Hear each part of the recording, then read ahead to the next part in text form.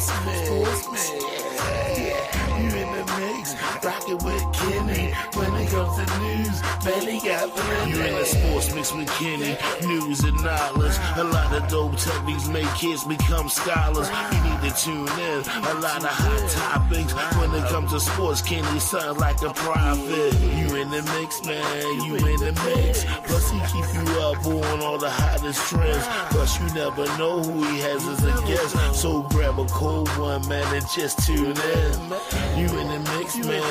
You in the mix. You in the mix. Sports mix. You in the mix. Rockin' with Kenny. When it comes to news, man, he got plenty. You in the mix, man. You in the mix. You in the mix. Sports mix. You in the mix. You rockin' with Kenny. When it comes to news, man, he got plenty.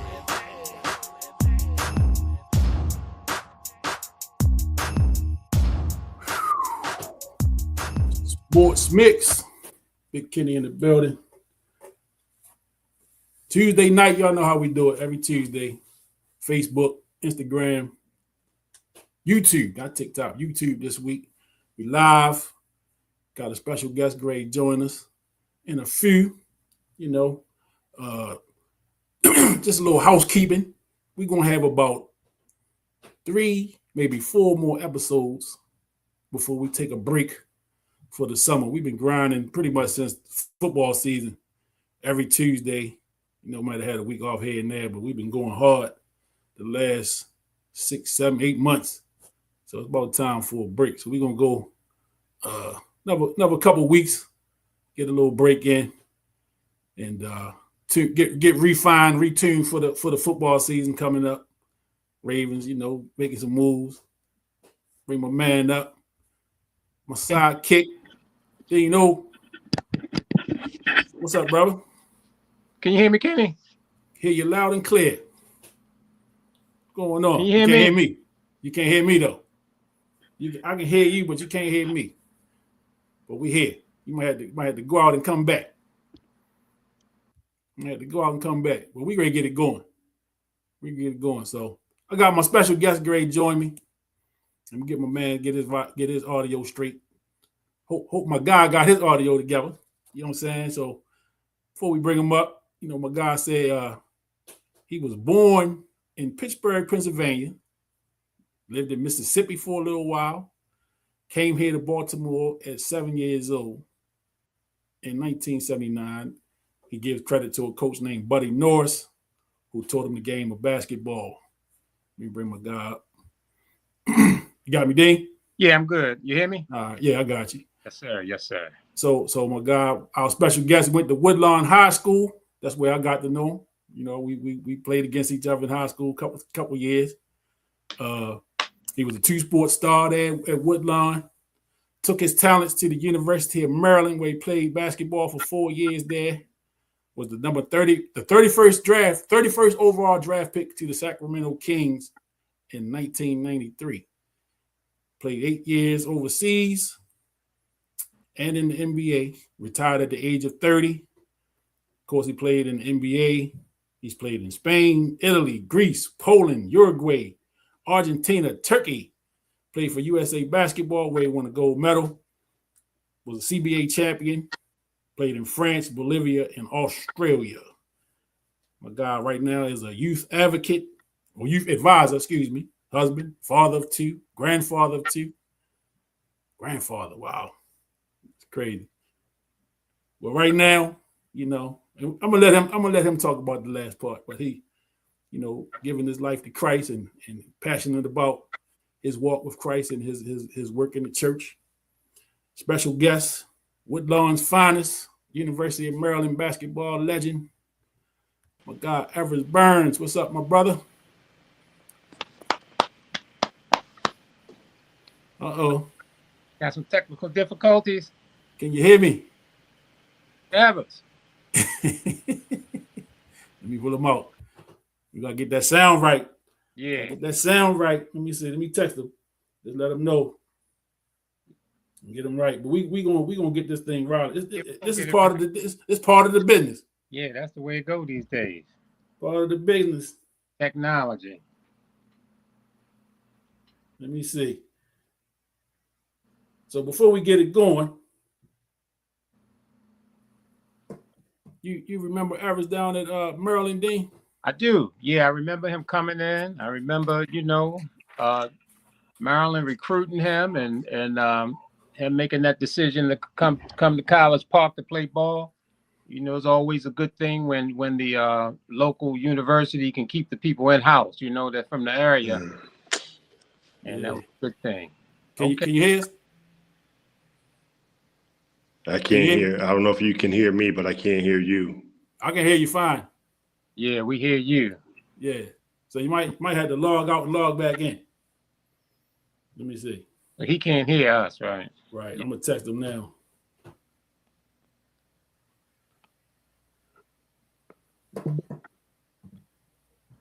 Yes, hopefully that'll work. This technology a mofo. Oh yeah. This technology a mofo, man. Yeah, and a lot of times, it could be something very simple. But, Yeah. You don't know what it is. It ain't simple. Yeah. Well, that part. Right. That part. Yeah, but yeah, man, I remember Bob Wade recruited him down there to Maryland. Okay. Now I forgot that piece. He was a Wade recruit. Yeah, I forgot that piece. And I definitely want to ask him about that. Oh yeah, no question. The decision to stay. Even after Coach Wade was let go and all that, man. He's down there with Walt Williams in there. Yeah, he and that was an interesting time to be at College Park. Yeah, no doubt about that. No NCAAs and no postseason and no TV. Right. A tough time, man. But them guys, they made it work. Yeah. They made it work. And we gonna make this work. Yeah, we getting there. We're gonna make this work. This gonna be epic. A little bit of patience. Yeah, I'm real patient. I'm real patient. That's all it takes. Yeah. We gonna get it done. We gonna get it done. Let me see. Can you hear us? I got you now. Oh man. Okay. Oh man. Yeah. Here we go. All right, here we go. Woodlawn's finest in the building. My God. And you missed that great introduction I gave. I'm sure you said it like I wrote it. Oh man. Man, welcome to the Sports Mix, my brother. Thank you, brother. Appreciate you, man. Pleasure having you. As I said earlier, we met back in high school. Right. We got to play against each other in high school. And I remember not only were you a good basketball player, but you were a pretty good football player too. Yeah, man. I was actually a better football player than basketball player. Yeah, I remember reading the articles and looking at some of the schools that were coming after you. Yeah. Well, let's before we go there, let's start at the beginning. Okay. So you were not born here in Baltimore. You was born in Mississippi. No, I was born in Pittsburgh. Born in Pittsburgh. Okay. Yeah, and that's why my brother's still Steeler fans now. So, but I moved to Mississippi when I was maybe 6 months old. So I was a youngin'. So I don't remember Pittsburgh, but I remember Mississippi, and that's where I kind of fell in love with the game, man. Okay, all right. Yeah. So Mississippi, and you came here at 7 years old. Came here at 7 years old, man. Let me tell you, when I was in Mississippi, man, a quick story. I wanted to shoot some baskets, and we were in a rural area, but we from the country, man, and so we had the dirt, the dirt court with the makeshift backboard and the bicycle rim for a rim. So, and I shot out. I must have been 5 or 6 years old. I went out there. I shot like 49 out of 50, and I was like, "This is what I want to do." Wow. Now I went back out an hour later and shot 1 for 50, but still, I love it there. But that's all it took. That's all it took, man. Fell in love right away. Fell in love right away, and I moved up here, man, when I was 7, man. Yeah. What's up, man. So you get to Baltimore. So did you move right into that Woodlawn area?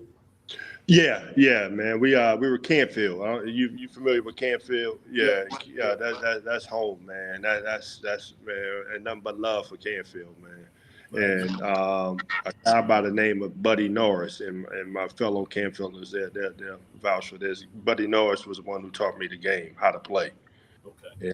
And I if it wasn't for him, there's no way I would have made it where I am, because he gave me the intricacies of the game, like the giving goals, and this is at 8, and I'm like a sponge. So was he at like the rec center?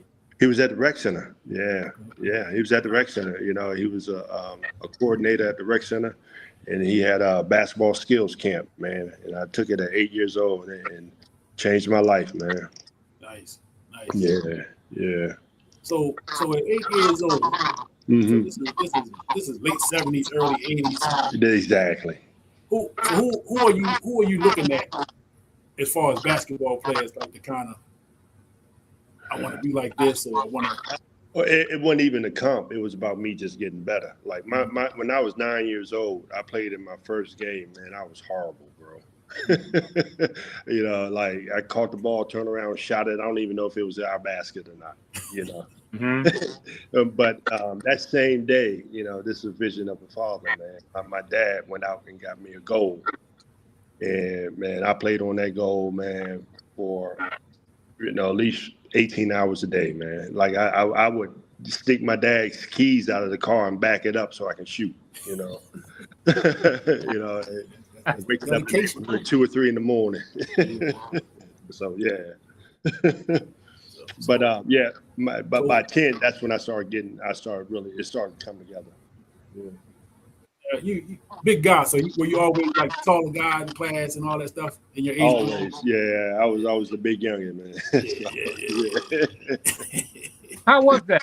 I wonder how was that, as far as being the tallest in the class, and how you deal with that from a mental aspect? Well, let me say this. When I was in middle school, we had a kid 6'5" in middle school, and he was the tallest, and it was just like, I always wanted to play against him, because I knew, I was like, I always wanted to play above my competition. That's what I try to tell these youngins today. You get better by playing people who are better than you, and so I wasn't always the tallest, but I was always one of the biggest kids, Yeah. So when did you pick up football? I always loved football. I'm the youngest of 3 boys, and they loved the Steelers. And at that time, I was just impressionable, so I loved them too. But we played every day, tackle every day, And me being the smallest, I had to get tougher, And even with my cousins, I was the youngest, so and if I wanted to play, I got to make a play. So that's how I learned how to play, and it just carried on, because when I started playing with people my age, it was easy. Yeah. So where did you play football? I played, I played Pikesville 2 years. I was too heavy. They had to put the black tape on my legs. I couldn't run the ball, man.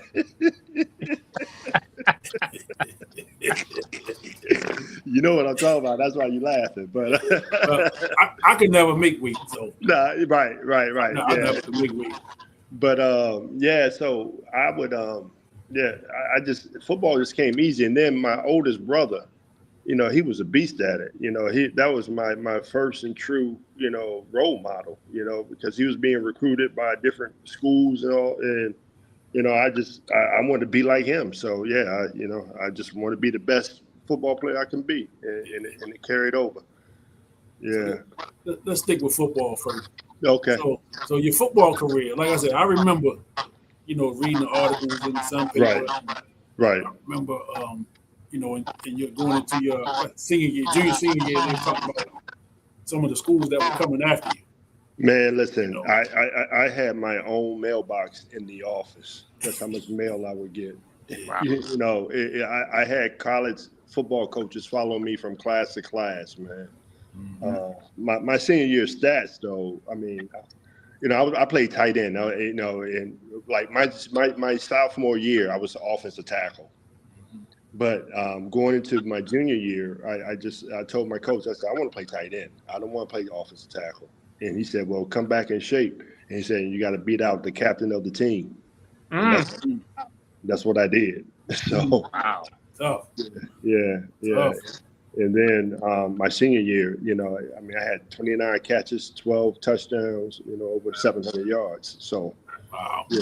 Yeah, that's tough. So for those that didn't see the articles I saw, name some of them schools that was coming after you back then. Notre Dame, Miami. Jimmy Johnson actually called my school at the time. I mean, you name any big school, Florida State, all of them. As a matter of fact, I took a visit to Penn State. And true story, man. And it was me and the guy by the name of Richie Anderson. And he's running back, right? Yeah, the running back. Yep. Yeah. We came in together as freshmen on that recruiting visit. And Joe Paul called me into his office, Joe Paterno. Yeah. And he knew my name. And wow.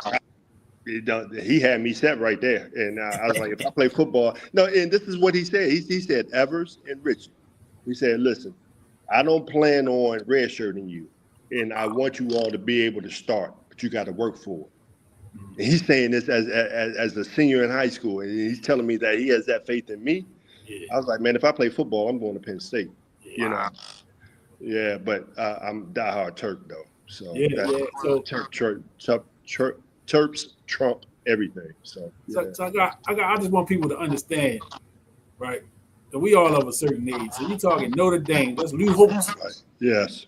Lou Holtz Notre Dame when they was always in the top 10. National championships.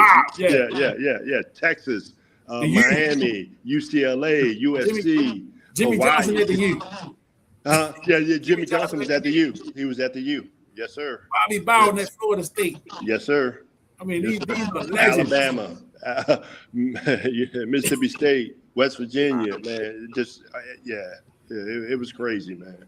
Yeah, so like I said, I remember that, I was, back then, the Sun paper was it. Yeah, it was. You know what I'm saying? You could read and know about anybody and everybody. Exactly. So that's how I kept up with a lot of the city guys. Man, that prep section, man, I kept it up too, man. That was our only outlet of knowing what people did. Absolutely.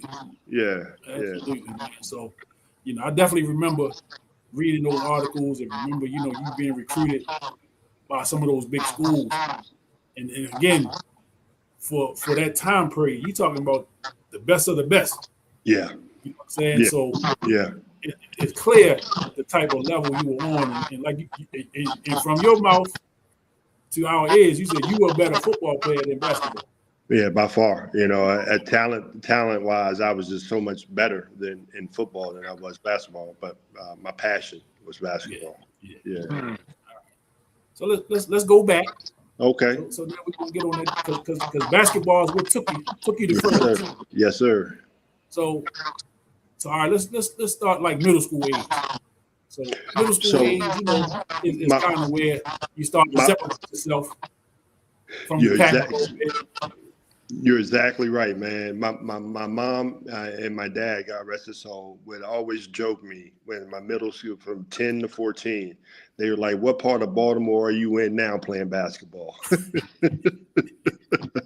I would sneak off and play everywhere, man. I'll be on the east side playing. I'll be, down the junction playing. I'll be, I wanted the best bump, at that age. And I can, and the older kids around Canfield, Wingate and those guys used to come to our court out here, but I was too young. I couldn't play with them. So I just played BNBL, Project Survival, whatever, man. Because the best bump was in the city, and that's how I got better. Yeah. And out your way, they had the pro-am out there, right? Yeah, we had the pro-am. Yep, we did. Yeah. We did. But we also, but we had the Madison down the dome, man, and the high school games down the dome was epic, and we would take, even getting up to high school, man, we'll take our Woodlawn teams down there. Yeah. But that's how we got to the states, because we took our teams down in the city to play. Yeah. But so did you ever play with any of them city teams coming up? Nah, man. Look, let me tell you, man. Going into my 9th grade year, Bob Wade, I was trying to go to Dunbar. He took me to 5-star camp with his team and everything, man. Mm-hmm. And I was like, you know, a young Sam Cassell, you know, Tashawn Tyson was a senior, but yeah, and I wanted to go to Dunbar so bad, man. I was like begging my dad every day, and then my dad just looked at me one day and said, "Man, if you're good enough, they're gonna find you." Mm. Right.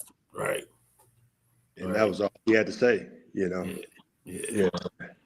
So I just, but I bumped with him every chance I got, man. Mm-hmm. Yeah. You know, I bumped with him even like youth games. You know, I don't know, y'all remember youth games? Yeah, I remember youth games. Man, I wish they bring those back. That was some of the best games, man. 15 and under, man. That's where I really started to, you know, come around and play with the dudes from the city, and we represent the city. You know, matter of fact, we were undefeated and we won it. You know, my year. Nice. So, yeah. So who was on those teams you played? Booby James, not Booby James, Frank from Walbrook, Donnell from Walbrook, Scooter, Scooter Alexander, Tyreek Brown, that's my guy, that was my point guard, and Coleman Scott from out in Columbia. I remember that name. Yeah, Jake, who played at was it Cardinal Gibbons or Capitol Hall? Jake Valley. Yeah. Jake Valley. Yeah, I remember. Yeah. So that was our team. You know, okay. We played against Kenny Blakely. You know, my man Big Dave Creedle and those guys down in DC. Played against. Matter of fact, a football player was playing who made it to the NFL. Showell. Played in Chicago, big boy. Okay.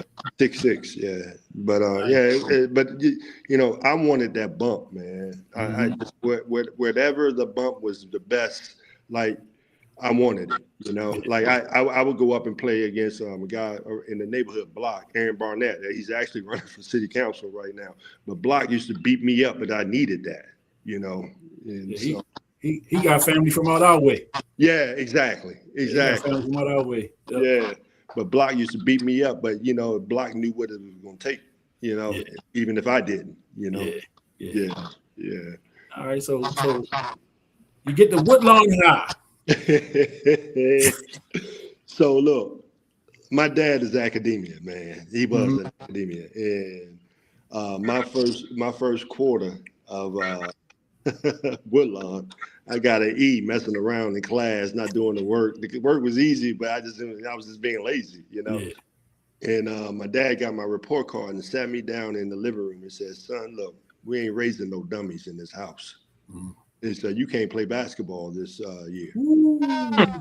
Man, that was the hardest punishment I ever had to take in my life, man. Wow. Like, you know, we old school, you know, we take the beating and all that, but nah, to take my love away from me, man. Don't take that ball. But it woke me up, though. It woke me up. It woke me up. And then by the second quarter, you know, by end of the second quarter, you know, people fell off the team and stuff, and I turned that E into a B. Yeah. My dad said he talked to the coach, man, and let me play like the last 7 games. So after that, I just went. I'm running with it. And you know, I didn't play in 9th grade. I didn't start playing basketball until I was in 9th grade. Wow. But I played rec basketball. The first year. Did you play Liberty Road? I don't think we played them. But you know, we were on the whole other side of the county, so yeah, that's right. Yeah, so, you know, I don't remember seeing them. Yeah. But I played in 10th grade. I had a similar story to you. The first quarter, well, you know, when the grades came out for basketball, I wasn't eligible. Right. So I had to sit out. Right. And I got it together. I played the second half. I think I played like 8 games. Exactly. My 10th grade year, like the last 8 games. Exactly. Yeah. Now, in 10th grade, which I wasn't there, but do you remember the game at Dunbar? Oh, yes, I do. Yes, I do. You remember the big melee? Yes, I do. Yes, I do. Look, I remember because the varsity was playing and we went at halftime. And I had a lambskin coat on. Okay, I remember that. And the dude was like, you know, we on a stick up tip, and I'm like, man, let me go back in this gym. So we go back in the gym, you know, and my boys, man, look, we Woodlawn, man. We wild west, man. My boy Newell went up there, man. It's like, man, bump that. He just went up and squared on him, man. But then dude pulled out tool, man, and we just all scared. Wow. This 10th grade, brother. Now, because I was ineligible. I couldn't even come to the games or nothing. Right. Wow. I was working. I was working with my grandfather. My grandfather had a business. I was at work that day. Wow. And I heard about it when I got back to school the next day. I heard about the big fight up there. I was like, wow. You know, and you remember Flint Waddell, right? Yeah, he's from Turner. We grew up with Flint. Yeah, I know. That's what I'm saying. Flint. Flint said, "Man, look, I told them don't go out there." But look, man, I love my Woodlawn family, man. I love Noel, man. I like that because that squad was a growing up phase for me. You know, you got to be tough. You know, yeah. Now I remember playing y'all in 11th and 12th grade. Right. Now you in 12th grade, it was you. You know, you were the big guy. Right. I think Jerry Dixon wasn't quite Jerry Dixon. He was probably the next tallest guy. Yeah.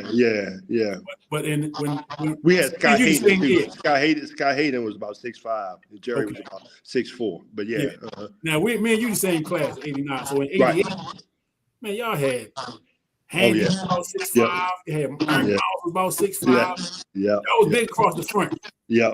Y'all was solid across the front, man. And y'all team was solid all the way around. Now, how far did y'all go in 88? Man, look, man, we lost at home against Seneca Valley, 44-43, man. Yeah, and that was my junior year, and that was the team that everybody thought we was going to go to the States with. You know, and but that game, man, that last second, man, you know, that game still haunts me to this day, man. I think about it. Yeah. So, you know, but you know, I knew my time was coming, and I knew that was Eric Miles' time. I knew that was Mike Handy's time, and you know, Newell Davis broke his hand, and he missed most of his senior year, but he was on the heater though. I mean, he was left-handed, right? Yeah, lefty. I remember him. Yeah, he was on the heater. Like, he was averaging, like, we beat Cardinal Gibbons, you know, we were on the heater, man. And he, when he broke his hand, man, he was averaging like 23, 22. And so we had to kind of make up them points, man. You know, it was easy in the county, but, you know, you get outside the county, you know, you got to take that to another level. Yeah, I definitely remember him.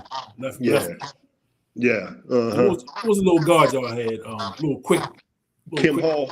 Yeah. Yeah, Kim Hall. Yeah, Kimmy, man.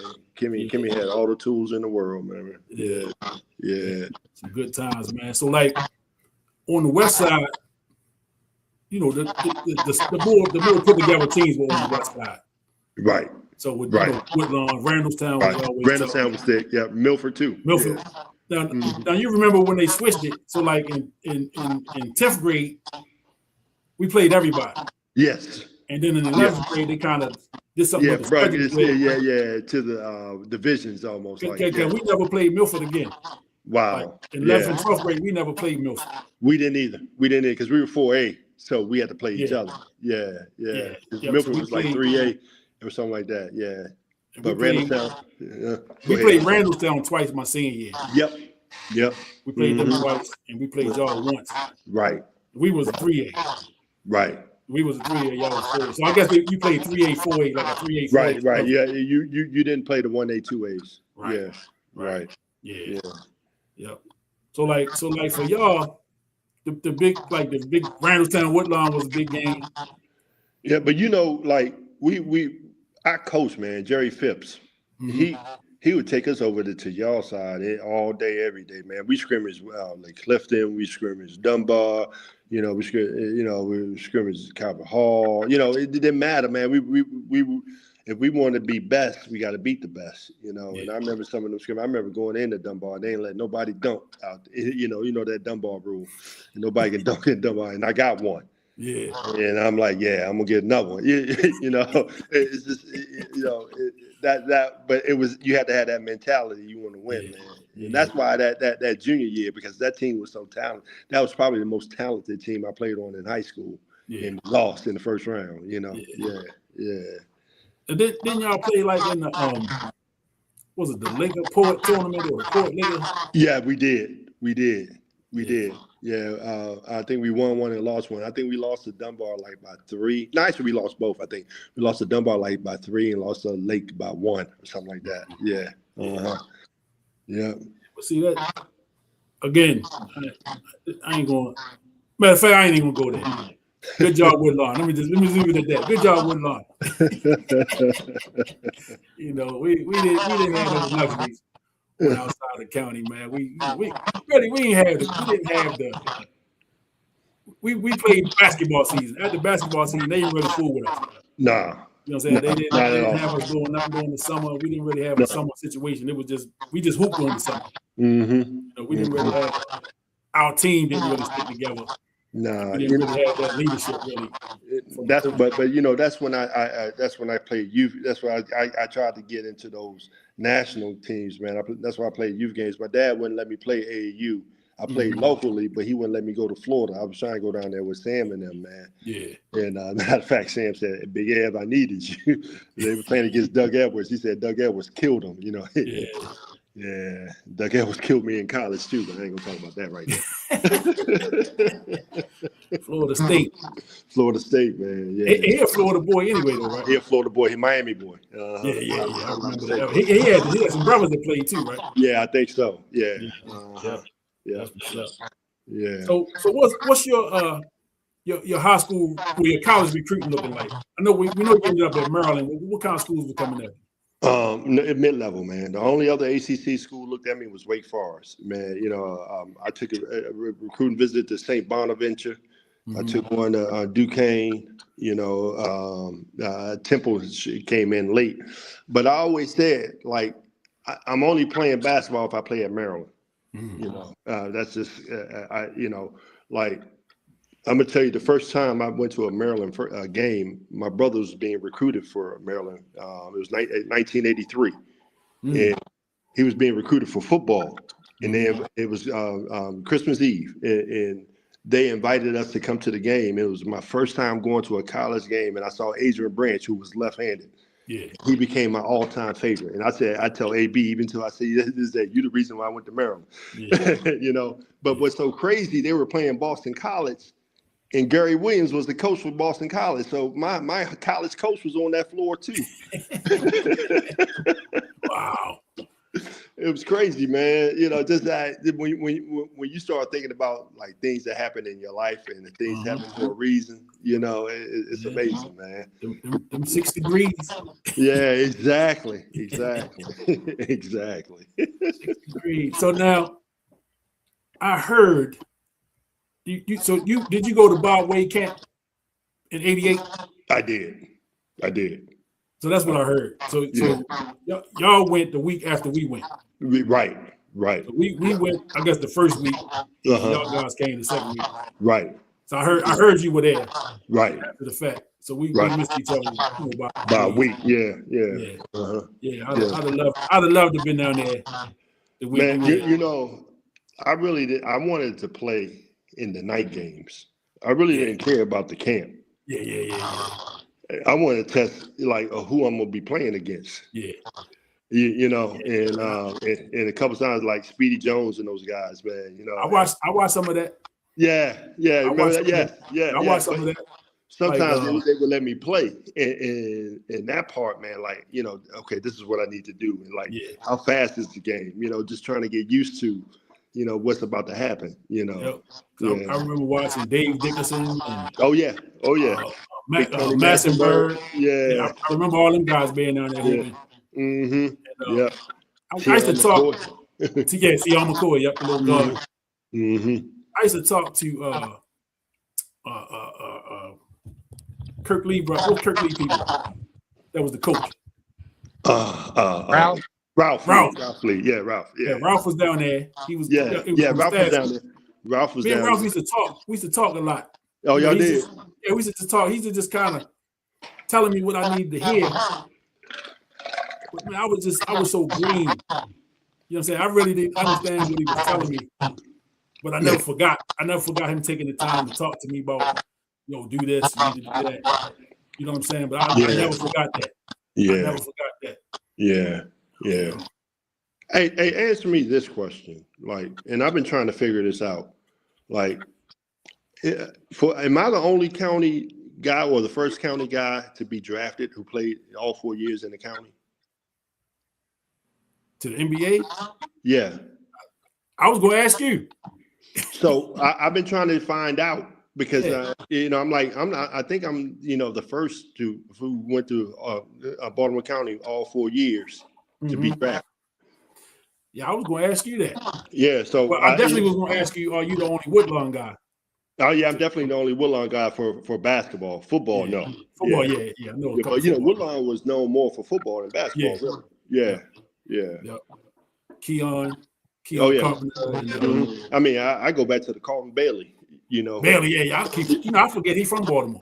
Right. Yeah, Woodlawn, man. Yeah. And, what's the coach at the guy at Milford Mill? Craig Amos. Reggie. Oh, Reggie White. Yes, sir. Oh, Reggie White. Yes. Yeah. Did he go to Woodlawn or Milford? No, he went to Milford. That's right. Yeah. Big Reg, man. Yeah. He made some league for a minute. Yeah, she made it to a Super Bowl. Yeah. With San Diego. Yeah. Yep. So man, Neil.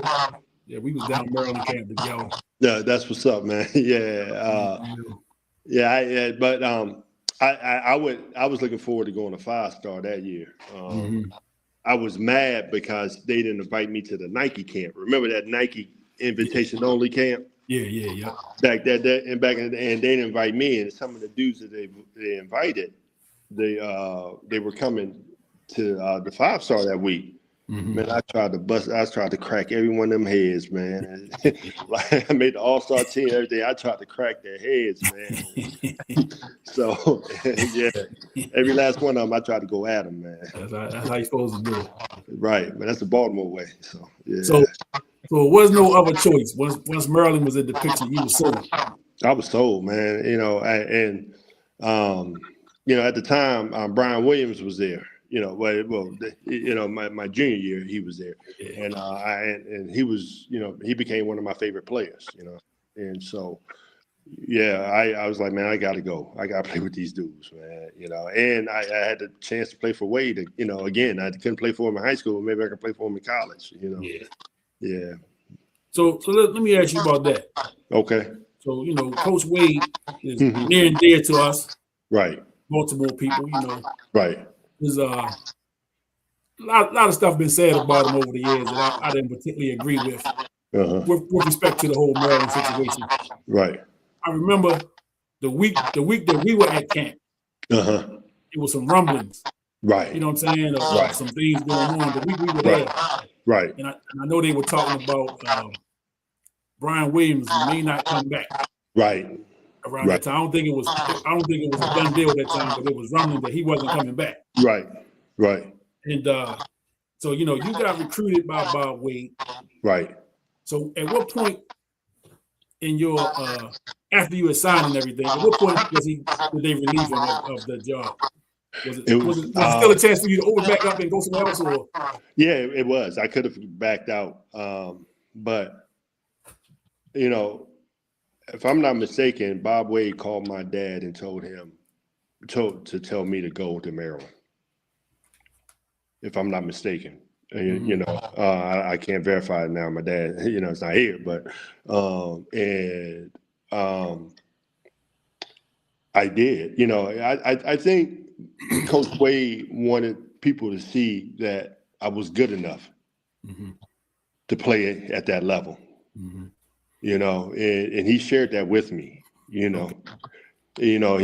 like, you are good enough to play at that level.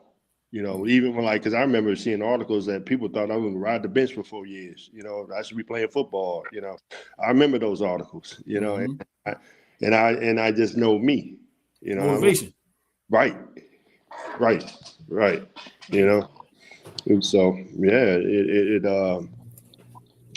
and then being put on probation, that was hard too. I could have left then. I had the school call me. Yeah. Yeah, call my high school. Call my high school coach. He called me. Like they want you right now. Play both football and basketball. Wow. This is my sophomore year. This is after we got put on probation. So yeah. All right. So you made the decision you was gonna go. Hell or high water, you was going to Maryland. If they recruited me, I was going to go. You going? If not, I was really considering going to Penn State for football. Yeah. So they hired Gary Williams. What do you know about Gary Williams other than you remember him being at Boston College when you were? I didn't even remember it. I just researched that and found that out. That's how crazy it is. Yeah. At that time, I was infatuated with Adrian Branch because how skilled he was as a lefty. Mm-hmm. But like Gary came to the house and he talked to my parents, and I didn't care who was the coach really at that point. I'm like, y'all don't think I can play here? Let me show you I can. And that's and that was my motivation. I'm a Baltimore County kid. Now no one like Mitch Kasoff was there. That's my guy, Mitch. Shoot Mitch. But it's like I want to prove that I can play. Yeah. So he was still there when you were there? Oh yeah, his senior year was my freshman year. Yeah. All right, nice. Yeah. I remember Kasoff. Man, that's my guy. Yeah. he had that gym range. Yes, he did. And one of the funniest dudes you ever want to meet, man. Really? He always cracked the joke. Oh man, he kept us in stitches. That was our guy, man. Mitch is our guy, man. Still is. Yeah. Yeah, Neil asked was Phipps your coach at Woodlawn. Jerry Phipps. Phipps. Yep. Phipps was my coach. Yep. And they brought Phipps in my going into my junior year because we had that stacked squad. Mm-hmm. So we had Eric Miles and Handy, and Newell. So they brought him, and that was his first year. Yeah. And, But my senior year, we made it to the States and lost to Annapolis in the semis. So, okay. Yeah. That's tough. So what was your freshman year like down in Maryland? A lot of learning, but knowing I can play. I learned. I remember like going into Maryland, we were playing in the Kenner League, and down Georgetown, going into my freshman year. And I remember I tried to go off vertical on Alonzo Mourning, and he threw me to the ground. And I was like, okay, I'm good. Yeah. But when I saw him again the next year, I tried to get an and one on his head. I just missed the dunk. Yeah. Yeah. So it didn't deter you from going back. I'm sorry, say again. I said it didn't deter you from going back. No. Like if you're gonna go at me and I'm gonna get better at it by I ain't gonna back down. I learned that playing in the city. Playing over east. I ain't gonna back down. Yeah. So what's Gary Williams like? So what prepared me for Gary was Coach Phipps. Phipps was that no nonsense getting at you, going after you, and Gary was the same way. Gary cussed me out the first day of practice. Wow. But you got to have a thick skin. Just let it roll off, and I got cussed out so many times my freshman year. You think I was a starter? But that's what he did to the bench. Right. How much did you play your freshman year?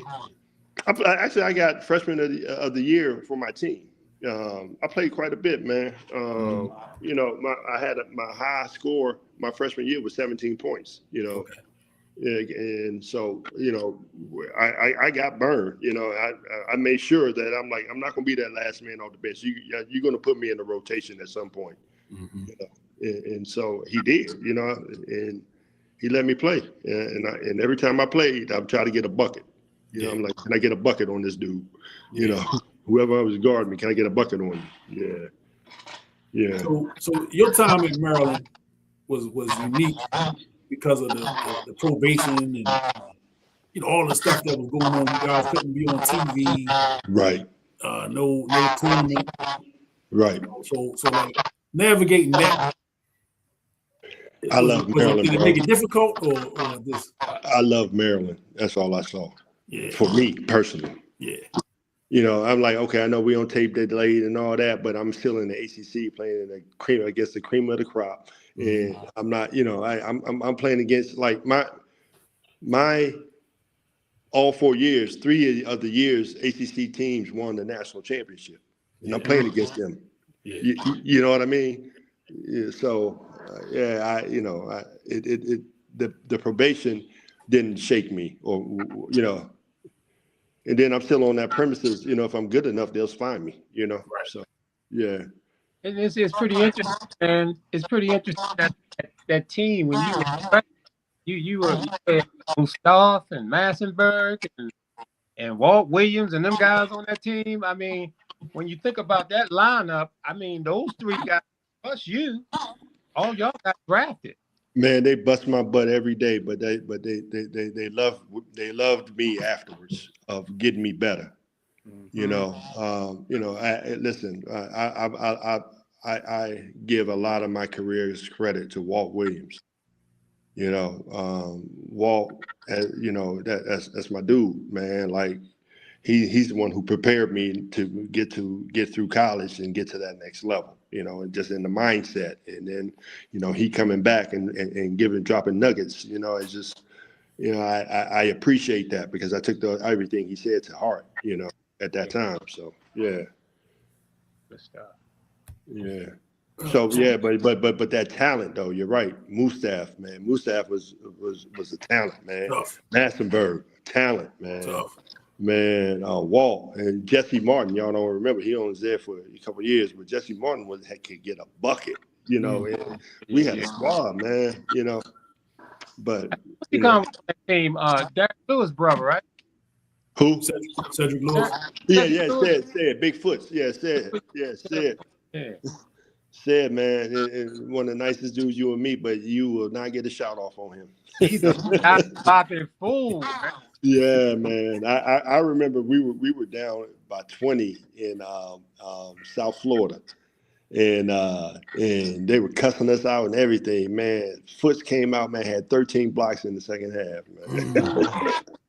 What name go to did Rodney Walker go to Woodlawn? Yeah. He went to Woodlawn before he transferred to Cardinal Gibbons. He transferred to Cardinal. Yeah, his senior year, he and Bernard Royster both transferred. Okay. Yeah. He was on that team too, right? Yeah. Rodney was the senior my freshman year, man. And Rodney got a bad shake, man. Rodney could go, man, but they wouldn't play him. I don't know why. Yeah, they wouldn't play him. But man, Rodney, man. He could get a bucket, man. He'd give us fits in practice, man. Nobody can stop that cat, man. That's tough. Yeah. So what was it like playing with the Wizard? Man, listen, man, dude, I can't express enough how much gratitude I have for that dude, man. Walt, man, he just made you better. On the court, off the court, he challenged you. I remember one time I got into a spat with Coach, and he kicked me off the floor. Mm-hmm. And he told me, he sent the manager back there and said, if I don't come back out, give him 5 schools I can transfer to. And I told the manager, tell Gary that he can blankety blank, so. But this is the true character of Walt. Walt came back there and said, Ev, I need you, bro. Yeah. He's like, he came at me at the beginning of my junior year and said, Ev, look, you got to get buckets on the inside if I'm going to do anything. He said, I need you to get buckets, bro. Yeah. I said, enough said, And then I took my average from 7.5 to 15.1. Mm. You know, because Walt said he need buckets. Yeah. You know, that's how much respect, you know, revere I had of the brother. You know, he's just a good dude, man. Yeah. So you mentioned in your 4 years, you got 3 national champions in the ACC. Yep. Duke twice and North Carolina. Yeah, and then you got that UNLV team my freshman year that was just crazy talented. Yeah. So give me some of them names you was going up against in that ACC every night. Man, let me tell you something. The hardest dude I've ever had to guard in my life in college is Christian Laettner. He was a walking bucket. And with swag with it too. Yeah. You know, you got to respect the swag too. You know, we did some battles. I had some battles against Duke, but you know, like everybody else. There was some trick I can do or something I got. Okay, this is a tendency I can take advantage of. But with that cat, he had it full, bro. Yeah, he was a tough guard, man. Yeah, and people usually don't dislike people that ain't good. Yeah, so you know, we like our fans and hated Duke, but you know, the team I didn't like was Carolina. I couldn't stand Carolina, man. You know, I'm playing. You know, I'm going too hard, 2 minutes hard, going against Eric Montrose. 2 minutes, beating him, and then after that 2 minutes, here comes George Lynch, fresh. I fight with him for 2 years, and then here come Kevin Salvadori, another 7-footer, fresh. Yeah, I hated Carolina, man. Wow. Yeah. Names, man. You dropped names. Yeah, man. These are dudes I played against, man. Listen, I don't go down memory road a lot, but because we were doing this, I had to. Yeah, and that's why I'm remembering all this, man. Yeah. So you got to see Lethal Weapon 3. Oh yeah. Kenny Anderson. Well, you know, your boy Dennis Scott. He's just 3D, ridiculous 3D, and Brian Oliver. Yeah. He was a Swiss Army knife, you know. So right. Yeah. You got me going down memory lane now. Clemson was always tough. Man, Eldon Campbell, man, he was the first person dunked on me, man, backwards. Wow. Got me backwards my freshman year, man. And I was just like, I'm going to get this cat back. And then I hear a buzzer, I get taken out the game, man. I got to eat this one, man. My brother still joke me today on that. So you got to play against Big Devin when he was at Clemson, right? That's my man. That's my little brother. Rest in peace, Big Devin. That's my little brother. Man, look, I used to take Devin with me down to Maryland playing in the summers. When he was in high school. Yeah. That's my little bro, man. Him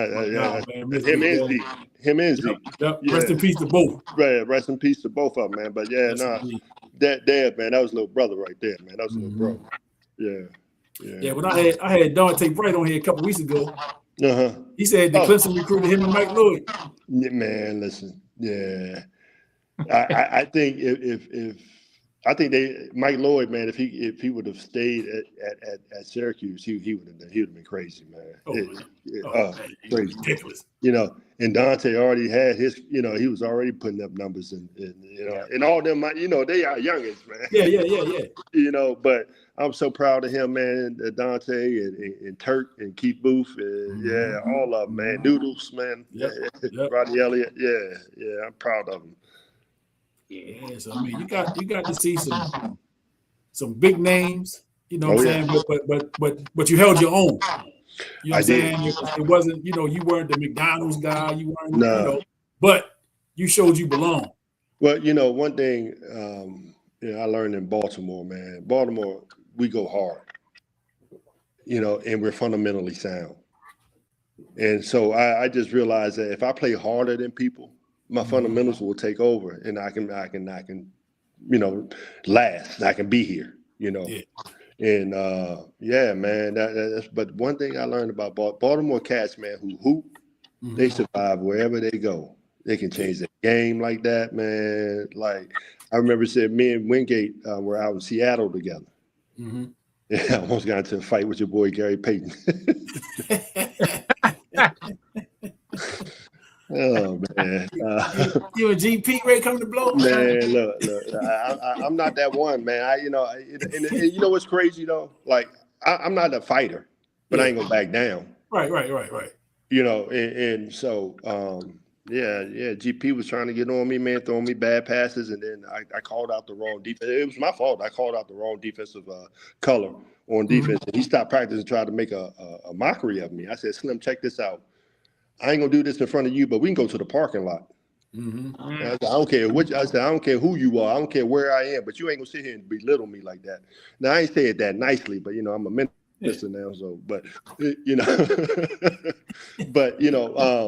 and I came to the side, and Sean Kemp said about time somebody went at him, and Wingate just gave me a fist pound, and I just and when Wingate gave me that fist pump, it's like that's just a solidifying from Baltimore, I never forget that. Yeah. Hey, don't feel bad. I understand. I understand. We've all been in the situations in the gym where the language get a little little R-rated. Right. I get it. Right. I get it. And so, but that was because Sacramento let me go. They cut me, but they made a 2-for-1 deal, and they released me, and I went straight to Italy after that. And after I came back from Italy, I tried out for Seattle and Chicago. So and wound up playing a year, a half a year in the CBA. But anyway, I can go up. Yeah. So you get your 4 years at Maryland.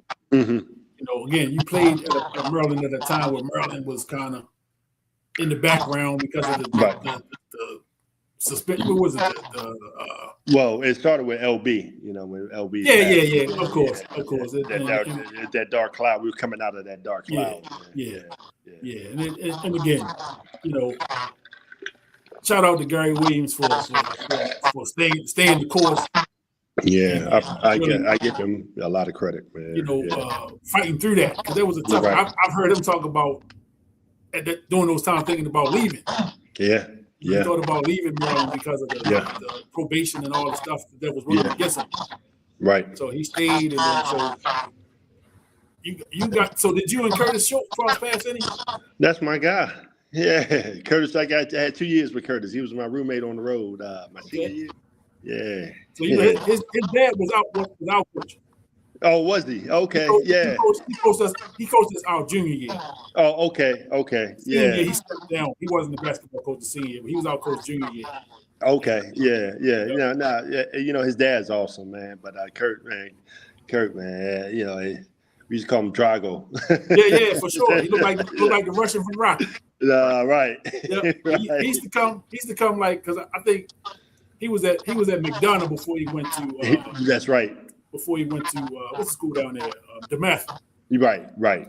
So whenever McDonough was on spring break, he would come to Dundalk with his dad. He'd be, we would play against him like in gym class. Oh, cool.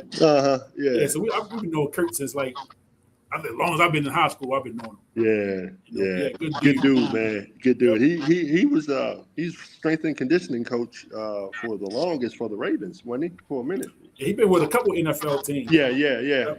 I don't know where he's at now. I know he been around the NFL for quite a while. Right. Yeah. I know he's with Marvin Lewis for a few years too. When he's up exactly with Cincinnati. You're exactly right. Yep. Yep. Big Kirk. Yeah. So what was your draft process like? So this is start from the bottom, and now we're here. So they had 3 camps. Portsmouth was the first camp. That's like the introductory camp of, people who show interest. If the league shows interest in you, they invite you to this camp. I wasn't invited. And I had to beg my coach. I told my coach, Billy Hahn. I said, Billy Hahn, Coach Hahn, give me a shot, man. Give me to Portsmouth, man. I promise you I won't do you wrong.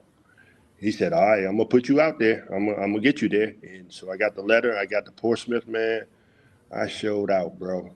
I got, I think, MVP of that league. And they gave me a hand invitation to the Desert Classic with the top 32 seniors.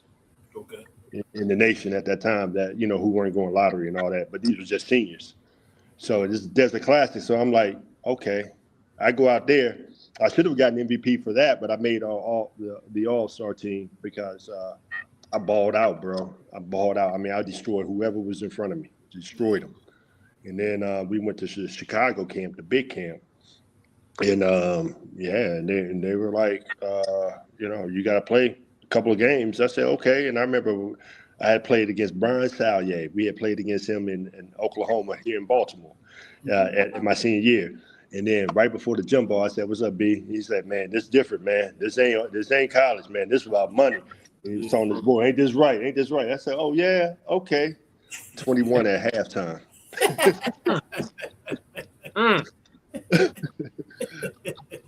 So yeah, you know that you know those camps, man, that got me drafted because I just showed out and I raised level at every step. That's what's up. You know, but you're senior. Yeah, I remember you coming in as a freshman, sophomore, junior, senior, and your game just got better and better and better until Right. your senior year. You were the man. Yeah, you know. The man on the team I, averaged like 19, 20 points a game. You almost averaged double, I recall. Yeah. Well, yeah, it was 19-9, I think, or 19-8.5. Yeah, but yeah, so yeah, my senior year, we had the youngest, the five, you know, the X Reed, Dwayne Simpkins, and you know, and there was a gap between us and the seniors, and we just never got on one page, you know, and I think because Joe Smith used to come out and play with us, you know, Joe would come up in the summers and play with us, man. He was 10th grade, you know. Wow. And we knew what he was going to be. He was going to be. So I realized he signed with him. I was like, oh man, they good. Wow. Yeah, because Joe, as a senior in high school, was balling with us, So, but my senior year, I had to score. You know, I didn't have a choice. I had to score. You know, I had to get buckets, and just had to lead by any means necessary, you know. And but once those youngins grew, man, the rest is history, you know. That's what's up. So you second round draft pick. Yes, sir. How many teams was in the league at that point? 32. Oh, 28. I'm sorry, 28. So that make you about what, the third pick in the second round? No, I was the fourth pick in the second round. Fourth pick. Yeah. Well, no. It was 2017. I know I was the fourth pick in the second round because I was pick number 31. George Mirasan went before me at 30. Okay. Big George. Big George. Yeah. Wow. So what's that feeling, man? Like, you know, all right, where were you draft night? My basement, man, by myself, a nervous wreck. You know, like I asked everybody, please just let me be down here by myself. Let me process this on my own, you know. And they did. But, you know, Walt called me. You know, that's, again, like my dude, man. He called me. He's like, yo, you ain't going to go past 31. And I said, for real? He said, yeah. He said, you know, if you get drafted before my man, but they ain't going to let you get past 31. I said, okay, bet. And then the 31st pick, you know, they called my name, and then they hear Hubie break down my game. Hubie Brown break down my game. Yeah. So I outworked every big man in every camp. You know, that was like just almost like solidifying, you know, my game, but it also kind of solidified my downfall as well. So you downstairs by yourself. Right. You hear your name. Mm-hmm. What's going through your mind in that moment? What do I need to do to stay in this league? Like like my family was all excited. We went out to dinner and all, but it's like my thing was, what's my next move? What do I have to do next? You know, and I'm gonna tell you, man, that lifestyle, man, can take you out quickly. You know, it can take you out quickly. It can, you know, make your focus be wrong. So when you just mentioned Hugh Brown breaking down your game, you also added, but that was also a downfall. Can you talk about that? Because I had, I didn't have anybody to tell me that, to let me know that, and Walt tried to, but he was in his own career, but the work started then. There was no time to relax. And if you get drafted, people will sometimes let down their hair, and that's what happened to me. I did not put all of what I needed, because my distractions at that time. Lost a little bit of focus. Yeah, exactly. Okay. But but that was a detriment because it took something out of me. It was the first time I ever got cut. And so that took a lot out of me personally, So my man Neil got asked a question. So did the Kings call you before they picked you, or was it after they put the pick in? It was after they put the pick in, because at that time it was really only like 2 minutes, after the first round, it was 2 minute rapid, you got to put it in 2 minutes. So as soon as it happened, I got a call from a reporter at first, I think. And then I got a call. Yeah. Okay. Gary St. Jean, the head coach at that time. Yeah, I remember that name. Ballhead guy. Yeah. So who was on that squad then? Mitch Richmond, Rock, Spud Webb, Dwayne Coswell, L Train, Lionel Simmons, Walt, Pete Chilcutt, Jim Ness, shooting Jim Ness. Randy Brewer, he was at the end of his career. Wow. So, man. I never forget, man. Like, going into the draft, I went up to Chicago and played in the Herbal Coalition All-Star game. And I was playing against Terry Cummins and Sean Kemp and these guys, man. And I ran into Terry Cummins, man, and it was like running into a brick wall. He was the strongest dude I ever seen in my life. Every time I played against him, he put me on the floor. Grown man strength there. What do you say? Grown man strength. Grown man strength. Right? And what's funny? I heard Chris Webber on TNT one day talking about his strength. And I was like, okay, that's solidified. I wasn't going crazy. I heard that. Yeah, I think I heard him talking about that recently. Yeah. Hey, no, man, Terry Cummins was the strongest dude. I played against the Worm and all them cats. Ain't nobody was stronger. I mean, even Karl Malone, man. But Karl Malone was huge. But ain't nobody stronger than Terry Cummins, man. Yeah, but what's up, my guy Damon checking in? Going on, bro. So what's your first camp like? You go to training camp. What is that like? Man? You coming from Woodlawn High School, University of Maryland. It was hard.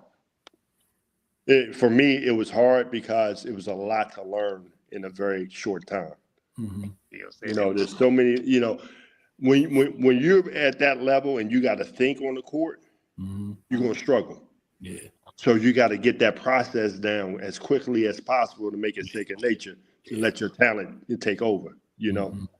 And so that's and so just trying to catch up with everything and like the defensive calls, the offensive calls, and then the pace of the game. It's different, so you got to get used to that pace if you're not used to playing at that pace. So that first camp, it was hard, but it was eye lifting.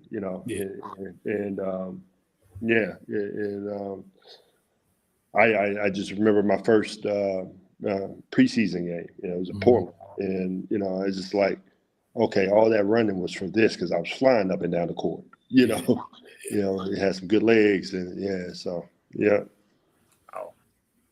So Neil Neil said you named a lot of guys. So the people. I don't know if they're younger guys, but people that clearly don't know basketball. They talk about that era as being plumbers they couldn't compete in this era, that type of thing, which is complete nonsense to me. But we are much more mature now, so I kind of let the young people have what they. That's how you feel about it. That's how you feel about it. But Right. whatever, but again, we know better. Man, listen. We know better. Look, I Scottie Pippen, Tony Kukoc for that matter. I seen Elijah just hit at the last minute of the game, hit like 8 shots in a row to win the game.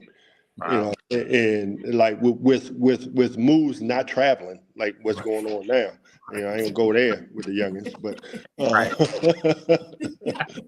but with straight fundamental footwork, and it's beautiful, and like, dudes like man, Mitch Richmond, run TMC. Mitch had game, man. Yes. Mitch had game. I seen Spud Webb dunk on Sean Bradley. When we played the 76ers Kings at Philadelphia. He went up, and that was the only shot he had. I said, Spud, you touched a big fella, huh? He said, that's the only shot I could do. Got him. Got him, man. Yeah, so. Man,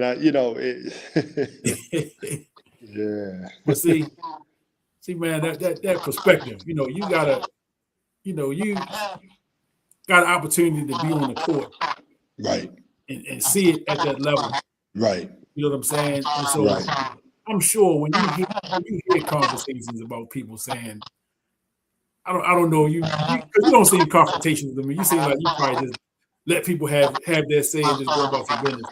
I do. but it drives me crazy sometimes when I hear some of the stuff I hear. Like basketball just started 10, 15 years ago. Right. You know what I'm saying? Like, man, please. Everybody learn from somebody. And every era of the game has evolved a little bit more than the last. I'm gonna tell you right now, like, yeah, a lot of the cats maybe could not have played, but there's one cat that's above all other cats, and he could play whenever he wanted to. I've yet to see somebody who will be able to stop him. Who was that? MJ. Yeah. Okay. Yeah. Well, that's what you're talking about. Well, that's what I thought. But look, you get drafted. You get drafted, which is a serious accomplishment in itself. Right. Now, you coming from Maryland, you represent University of Maryland, you represent Woodlawn, you represent Baltimore. Right. But you also got your family, dad, your brothers, they all. That's pressure. How did you handle all of that? My family was never pressure. My family has been my backbone since I can remember my first breath. Yeah. It's like we moved up here from Mississippi. We were all we got. So we stuck together like a wall we got, and we still sticking together to this day. Beautiful. And so that wasn't the issue. The issue is navigating the uncertainty. Wow. That's heavy. You touched on your dad a little bit earlier. Right. And your dad is somebody, who was he's a politician. Right. He was a minister. Right. And above all, a dad. Right. Right. Right. And I did some reading up on him. Some of the stances he took. Right. Wasn't always the most popular with certain people. Nope. But he stood on his principle. Yes. You know what I'm saying? He stood on his principles, man. But talk about the impact he had on you and your brothers, growing up, man. So, like, my first athletic hero was my big brother. But the man I looked up to was my dad. My dad worked for the NAACP 20 years. in Mississippi and up here. And I remember this is when I just had all respect for my dad. I remember when he went and challenged Jerry Caldwell down in Lynchburg, Virginia. He was a minister. Oh, the pastor. Yeah, the pastor. Yeah. And he said something, kind of slick out of his mouth. And my dad went down there in front of the cameras, in front of everybody, said, "You were wrong." And I just remember looking around at all the people and just like how he had that oomph to go and speak his mind of what he thought was right. And with that boldness and that courage was everything for me. That was the last thing I needed to see, and go back and you move up to about when I was 13 years old and I was feeling myself and my dad was out of town. And I got sassy when my mother said something smart to my mother. And after she finished beating me with a shoe, she said, "I'm going to tell your father." And I just remember that my father told me to get on the phone. He got on the phone and he was even keeled. He said, "Son, listen, you 6'4". I'm 6'1". I can't beat you no more. But if you ever disrespect my wife again, I will shoot you. Shut it down, bro. Never again. Because I know my dad, Yeah, that was the man. He was old school, but he was fair and he loved God, Yes. Yeah. How tall did your brothers get? I got a brother 6'7" now and another brother 6'4". Okay. Yeah, my cousin is Lynn Elmore, who carried that Maryland. Yeah, and I on my mom's side, the Henson side of the family, we got some big guys. John Henson from North Carolina played. He's my cousin. Wow. Yeah, as a matter of fact, my brother who's 6'4", we went to a family reunion on the Henson side, and I had girl cousins taller than him. Wow. Wow. So yeah. So your dad grew up in Mississippi? Yeah, my mom and dad. Yeah. Your mom and dad? Yeah, Wow. they met at Jackson State. Yep. Yeah. Nice. Yeah. I remember seeing your dad on TV, and and I didn't realize he was your dad probably until we were out of high school. Right. Years later. Right. A lot of people didn't make that connection. Yeah. Yeah, but I definitely remember seeing him and hearing his name, seeing him in the newspaper for different things. Right. But definitely just the way you talk about him. Yeah. And just even early on when you just kind of mentioned him. Right. Just that respect. Right. And just knowing the type of dude you are. I know he had a great impact on you and your brothers. Yeah. And your family for that fact. Yeah, he set the standard, man. Like he set the standard of you respect of who you are and you show who you are. Yeah. So that's what we did, man. I look back on my life, even through my failures, man. I wouldn't change it any other way, man. Yeah. The failures make us who we are too. And that's true. It's part of the journey. You know what I'm saying? Because if it was all roses, man, we'd be living boring lives, man. Right. You're right about that. Yeah. We talked about that with Dante. Now, if you was born around this era, they'd have been throwing that bag at you, that NIL bag at you coming out of high school. Man, look, I've been trying to get retro pay.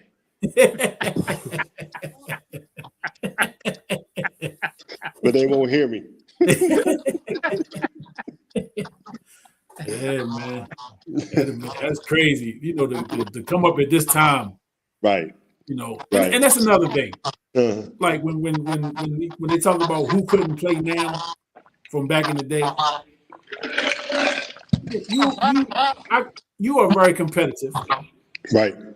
Just based off this conversation, man, you are competitive. Right. So if you're a high school, let's say you're a college freshman right now. What kind of numbers you putting up? So I can play in today's game, but I would have to change my game a lot. Yeah. I like watching girls play. They play a much more fundamental game. it's not just a fundamental game, but it's position basketball. Yes. And that's what I'm used to. Like, I haven't invested in this big, small, positionless game. I just, it's been really hard for me to watch because I like to see the roles. That's why I like, see the girls' games, man. And and so, I could play in it. Just in my mindset, I know I can play in it. Plus, we just no blood, no foul how we played. Right. And like I'm gonna go through your chest. You take charge on me once, but it'll be once. Right. That's kind of the mindset you got to have, and I don't know if this game will allow that. I was going to say that might be one of the biggest adjustments right there. Right. Because I'm 6'8" too much. Right. And I ain't no finesse in my game. Ain't no Euro steps and all that. No, I'm going through you. So it's just a different game. And I look at this game and I'm like, what if I would have worked on my handles more? Like, probably. What if I, because I could always shoot, but I'm saying, what if I would just stretch it out to the 3, and just like really worked on it. So, but what I can say about these youngins today, they got the tools for it that we did not. Right. We had concrete basketball courts with a gated fence. They got trainers. That's facts. Exactly. That's facts, man. That's facts. Imagine we had trainers. Brother. Imagine we had a coach putting in the time with us on different moves and all that. We saw a move when we went outside and tried it. You saw exactly. Right. Yeah. Exactly. And there was a lot, and nowadays, man, the young kids, they got a lot of video footage, a lot of YouTube, a lot of everything to watch over and over. And you guys played with what you were faced with. And I'm so glad we ain't have social media. Say that again? I said, I'm so glad we ain't have social media. For a lot of reasons. For a lot of reasons, man. I'm foolish enough to be coaching now. Are you? Yeah, man, I coach at Dundalk. Do you? Yeah, I'm I gotta come see you, man. I gotta come check you out. I gave up coaching 2014, man. Did you? Yeah, I'm not gonna say the game passed me by, but it's just my time has shifted to different things. Yeah. But it's different in the sense that, like, we learned the game one way. Yeah. We learned the game one way. Right. And you try to teach the game what you learned. With what we learned. Right. And kind of allow them to be themselves at the same time. Right. But like we came from an era where, like you said, we watched college basketball. We probably watched more college than NBA. Yeah, we did because it was more available. Yeah, in our time. Yeah. But now they don't really watch college. Mm-hmm. And we try to get them to watch college because they come in, everybody want to be Steph Curry. Right. So you walk in the gym and you shooting 30, 40 footers. Right. Haven't made one layup. Right. A free throw, nothing, and you jacking threes up. It's like, come on, man. Right. And then I got a rule. So we don't shoot threes. Right. And of course, in the game, I can't stop them from shooting it. Right. Somebody gonna jack one and look right at me. Right. Hey, come on, because you're coming out. Come on. Yeah, exactly. But like, even when I coach, man, I because I coached at a level where they needed confidence. Mm-hmm. I had them, and when they're open, they shot it. Yeah. But it has to be in your range, and and nothing crazy, Right. But I just ran a straight motion. I had I had 9 guys out of Montgomery County, 8th graders. I'm talking about North Potomac. You know what I mean? Yeah. but they balled for me, Yeah. you know, because I gave them the freedom to shoot, you know, but also, you know, being unselfish, you make the right pass, you know, everybody get a shot, you know. Yeah. Yeah. But them days over, man. Yeah, because they definitely don't want to pass it. Nah, man. You know, it's the Luka, James Harden, you know, 20-second dominating the shot clock, and then give it to you and expect you to do something with it. Yeah, it's different. You know, it's different. Like, you know, and like I'm the coach that I don't call fouls in practice. Mm-hmm. And coach, he fouling me. I'm like, listen, if you're looking for fouls in practice, you don't have a shot in the game. Because every time somebody nip you, you're gonna look for the foul, man. Just play through it. Man, listen, look, well, you know how we played 33 and all that, no blood, no foul. Yeah. You know, we took that under the whistle. You know, you foul me, I'm scoring it anyway. You know, you know, and like, this they soft, man, a little bit. I don't know. I don't know. I ain't gonna call them soft because some of these athletes are ridiculous right now. Like Wemby right now is just. You know what? He's a cheat code.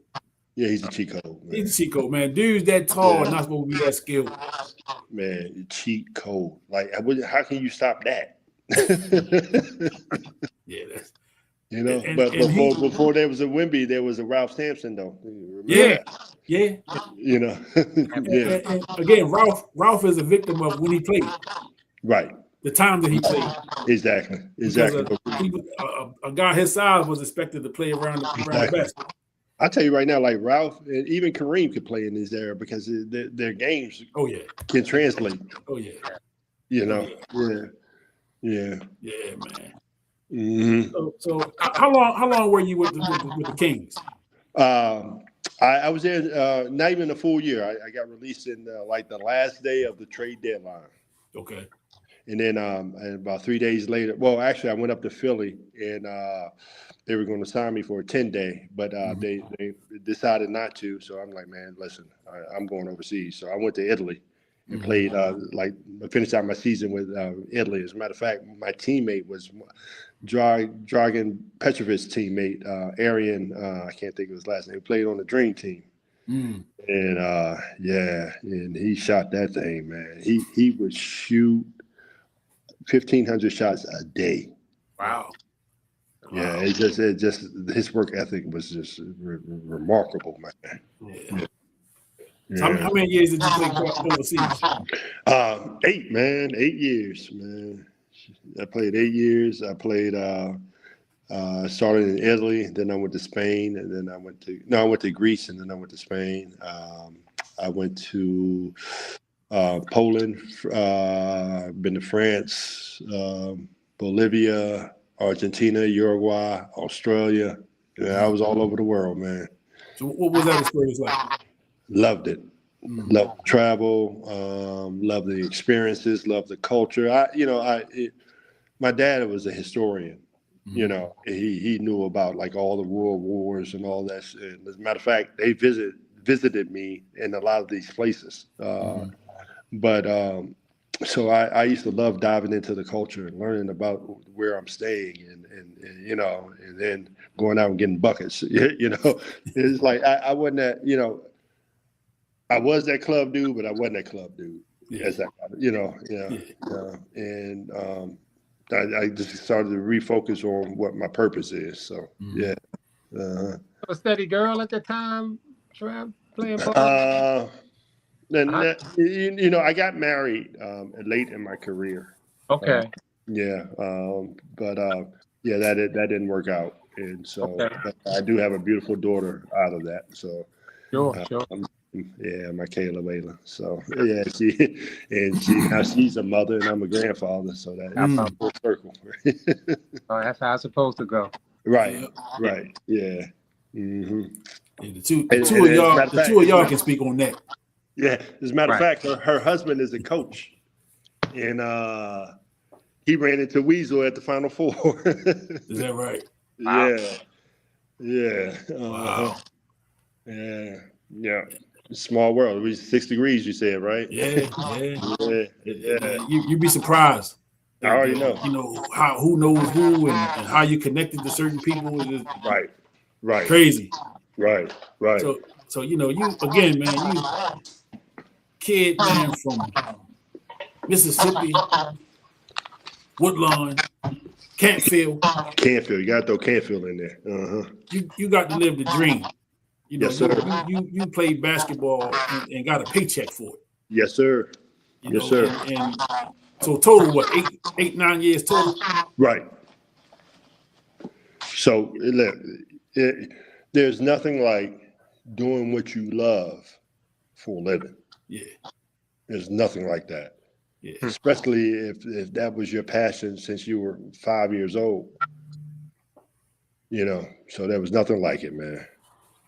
So in that 6 degrees, I got to the league too. Yes, sir. Yes, sir. I got to play against you. Yes, sir. Yes, sir. You know, you know what's crazy, man? Like, I wasn't even the best out of Canfield. Mm-hmm. Wow. You know, it's just, but that's just how hard it is. You know, it's a lot of luck in that. You know, it's a lot of right place, right time. You know, but I don't call it luck, but yeah. Things happen just the way they're supposed to. Right. You know what I mean? Things happen the way they're supposed to. Right. And we all know somebody that we all thought should have made it. Right. You know, to whatever level. We can from every neighborhood, from every team, there's always somebody that you feel like, man, he should have, you know what I mean? Or if this would have happened, that would have happened. Right. You know what I mean? But again, man, I think things happen just the way they're supposed to. I feel you. You know, things happen the way they're supposed to. I agree. Good, bad, or indifferent. Right. You know, and I was just having a conversation with somebody yesterday. They were telling me about a movie where somebody had an opportunity. Like I think they may have passed away, and then they had an opportunity to go back. Mm-hmm. They had an angel with them, and they was like, you know, people say, well, if I had did this at this time, things might have been different. Right. So they had an opportunity to go back and change those things, but then something else that they didn't count on happened. So I just think things happen the way they're supposed to. You know, and we just got to make the most of those things. And you're exactly right. You know, like I said, me knowing I wasn't the most talented, but you know, mine, I believe, you know, was God's blessings for me. You know, looking out for me. That, you know, I don't call it luck. I call it God's blessings. But you know, yeah, man. You know, it's just everything happens for a reason, as you said, and I'm gonna stand on that. Yeah. Yep. Yeah. So all right. So you know, once you wrapped your career up, you say you got a little coaching. I coach a little bit, man. You know, but my heart is, so let me tell you full circle. I remember I was telling you about Buddy Norris. So I'm doing the same job Buddy Norris did right now for my life. Yeah. You know, trying to touch somebody's, you know, kid, you know, getting them, you know, and you know, putting them on the right path, you know, because like right now, if it wasn't for Buddy Norris, I would have never found the passion of the game. You know, so how can I give that to a kid today? You know, right. So that's what I'm doing now. And then, you know, in ministering, man, that's the best part of my life. You know, you know, telling somebody about Christ, that is the best part, or, you know, teaching about Christ. That I'm embracing that role to the fullest, and I'm loving it. So yeah. So do you have a church, or you just? Oh yeah. I'm Rising Sun First Baptist Church, St. Luke's Lane. Okay. Come out. As a matter of fact, I'm preaching this Sunday, so y'all come on out. Nice. Y'all one Sunday, man. That'd be beautiful, man. I love that. Yeah. So, man, you know, the full circle moments. Full circle moments. Full circle. It don't seem like it's been so as long as it's been. No, it seemed like yesterday, you know, we in high school. Yeah, it does, man. You know, I when I passed Woodlawn High School, and I'm just like, man, You know, I was like, I used to get bump out here, you know. We'll see the football field, like, man, I scored a touchdown when that is on. You know, it's crazy, man. You know, but you know, it's fun to reminisce, man. You know, it is. You know, even Neil, the good.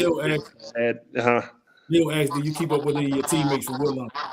Always, yeah. I keep Jerry Dixon is like my little brother. Like that's my guy. You know, Newell, Eric, and Derek, Vincent, the twins. You know, all of them, man. Yeah, that you know, that's core family right there. You know, yeah. We got a group text, and yeah, they probably be joining on me. If they catch wind of it, yeah, they might get me on it. But you know, it's all good. You know. Though, like my teammates have been my best friends every stop I've gone, man. Yeah, it's just, you know, you become like a family. You know how locked are. Oh yeah, and especially when you build something and you have some success. You know, you're like, you know, my Oklahoma City championship team. You know, in the CBA. You know, we still together. Like another one of my best friends, Kermit Holmes. You know, it's just. Yeah, we just keep tight, man. You know, just make sure that family's good, we good. You know, it's just number love, man. Yeah. Man, Neil, when Neil played with Jerry up at Essex. Oh yes, and y'all coach Phipps was their coach up there. Yep. Yeah, because I think was that before or after he came back from San Jack, Jerry. I think it was after. It was after, yeah. It was after he came back. Yeah, I think it was after. Yeah. He's another one I used to take up Maryland the hoop with me. Yeah. I remember Jerry. Yeah. That's my man. So as we get ready to wrap it up, thank you again for your time. You know, I know you busy man in these days. Man, much love, man. It's all good, brother. You say you got grandpop on your resume now, so I know grandpop, that man. It's a whole different energy. Man, grandpop and the puppy. So yeah, you know. I can't look, and I got to get home to my wife before she get me. Yeah, well, we're the way of that. Yeah, man. But look, hey, listen, I appreciate you reaching out to me, man. This has been awesome. I appreciate y'all, you know, both of y'all just reaching out to me and letting me go down the memory lane. Thank you. I appreciate it. We'll have you back anytime. Okay, man. My door's open, man. I'm a phone call away if you need me. Appreciate you, man. All right, guy. God Talk bless, to y'all. man. Peace. All right, later. Peace. Everest Burns. Woodlawn's finest, man. Yeah, that's pretty strong, man. And I saw where Ben Collins said that he think he was the only. Yeah, I saw that. Yeah, you saw that, yeah. Yeah, I saw that. I can't think of another one. Yeah, I was trying to think. Nothing came to my mind. Yeah, I can't think of another one. That's a great story, man. That's a great story. And I didn't quite remember what happened when he left Maryland. As far as I didn't even remember he got drafted. So that was me. I do remember him getting drafted. Kissed the NBA a little bit there. Yeah, he got a little taste. Got a little bit, yeah. A little taste of that league. Yes. Yeah. Good stuff. I do remember him getting drafted. You know, like I say, we were same class. We was, high school, so we would come. So I followed him. Well, you bumped pretty much. So I got to play against him, man. And so I followed his career pretty much, once he got to Maryland and once he was out of the NBA, it was a little harder back then to keep up. We didn't have the internet and all that stuff like we do now, so it was a little tough to kind of keep up with guys once they're going overseas. But yeah, man, I followed his career. Again, that's 6 degrees. He made it to the league, so did I. You know what I'm saying? We played against each other. Yeah, absolutely. I can say, I played against some NBA guys. Yeah, definitely. Yeah, but yeah, for sure, man. And he always been a good dude. Good solid guy, man. Like I say, I ain't gonna say we was like homeboys, nothing like that. We was always cordial. Yeah, what I'm saying? Whenever we would see each other out and about, what I'm saying, it was always, respect for one another. And just to hear him talk about, and I mean, when you think about it, man, I mean, he was literally, man, he was out there bumping with Grant Hill. Yeah, man. throwing names out there, man. Christian Leitner and Doug Edwards and all them cats, Yeah, man. man. That ACC was tough. It was tough, man. You know, and again, Maryland it was a tough time to be at Maryland. Yep. You know, with the probation and all the stuff that Maryland had going on, man. But they was competing. They was competing. They were competing, man. You know, in that ACC.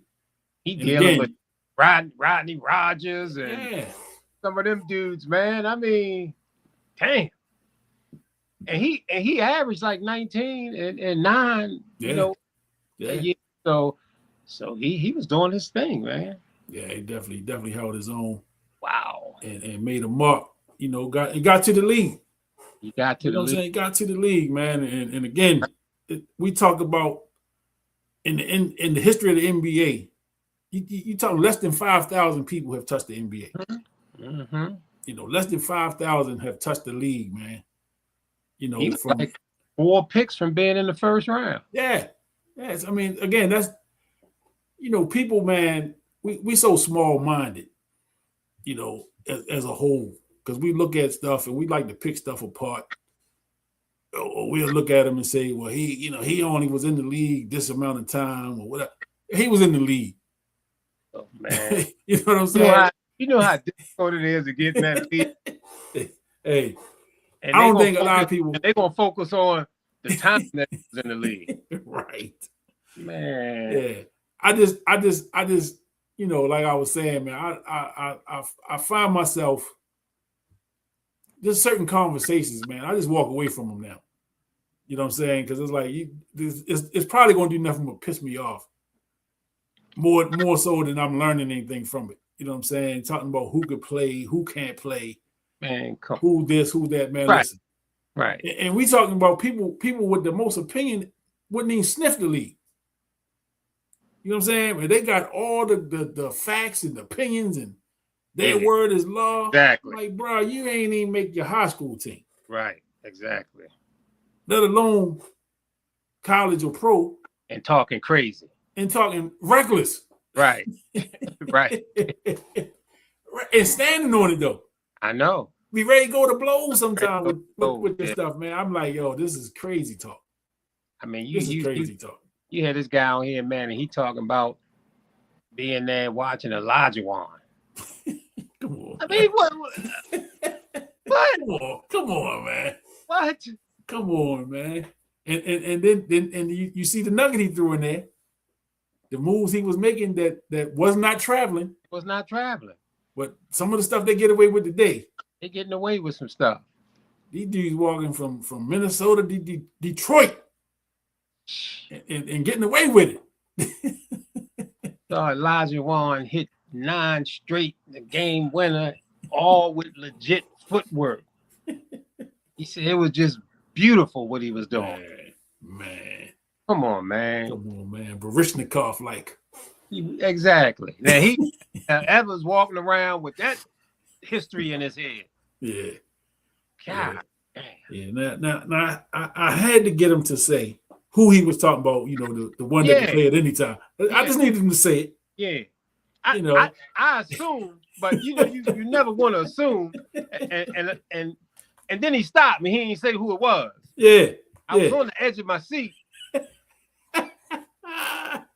Then you went on and go ahead and finised it up. What you talking about? Yeah, you got to tell him. And he like MJ.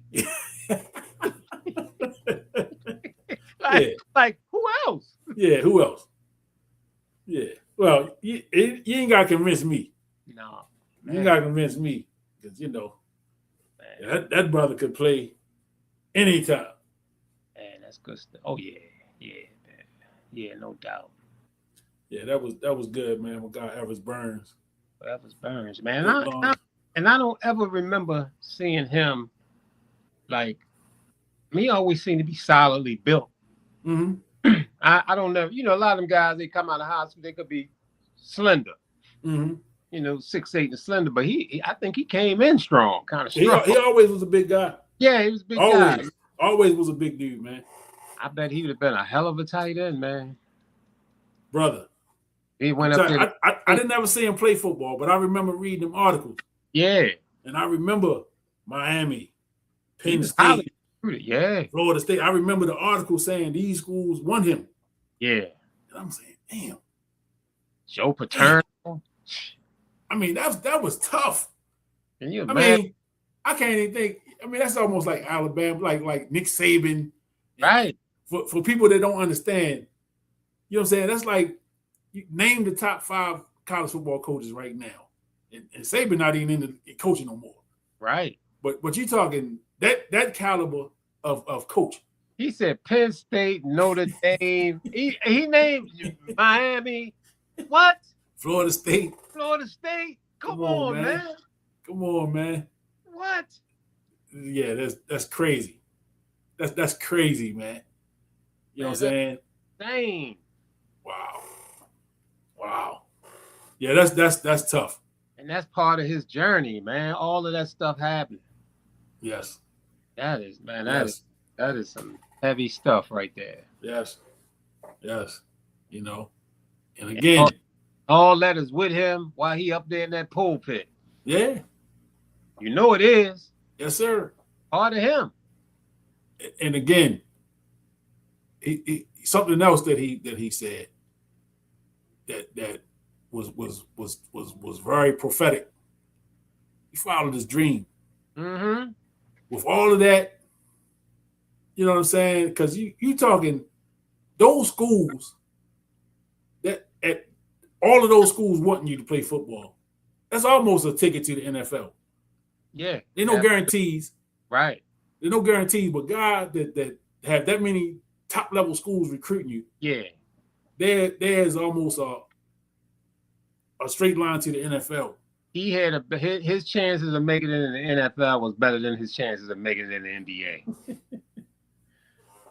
And he followed his passion. He followed his passion. He followed his dream. His dream was to go to Maryland.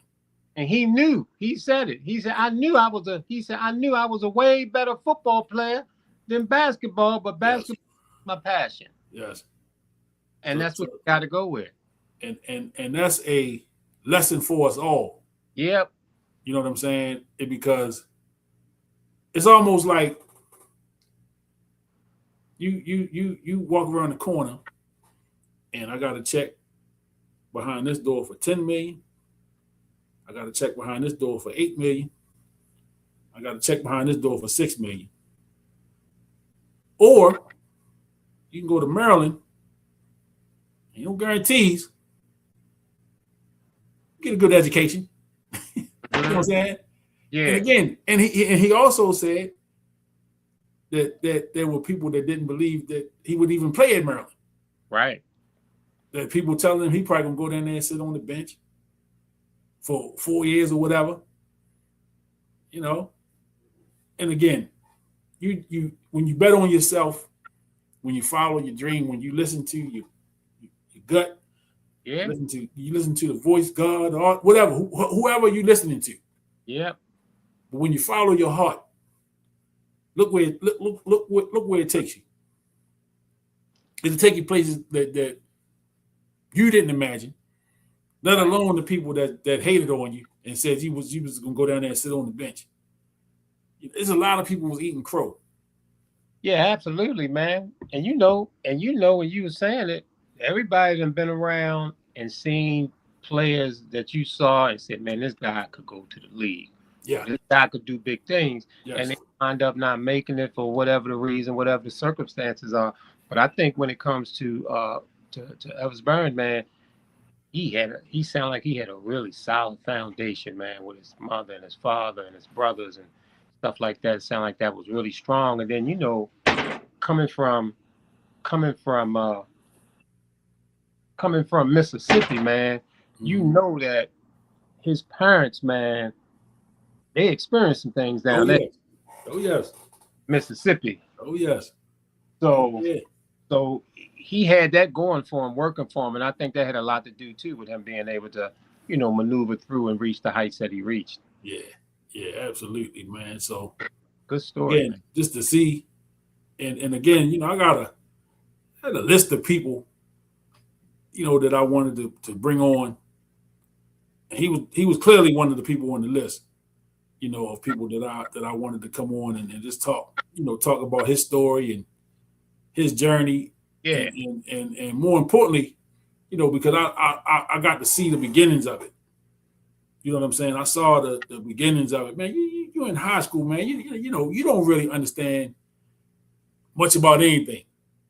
You know, we think we know, you know what I'm Right. saying? And then you look back now to your youthful days and realize, man, how silly we were. Oh yeah.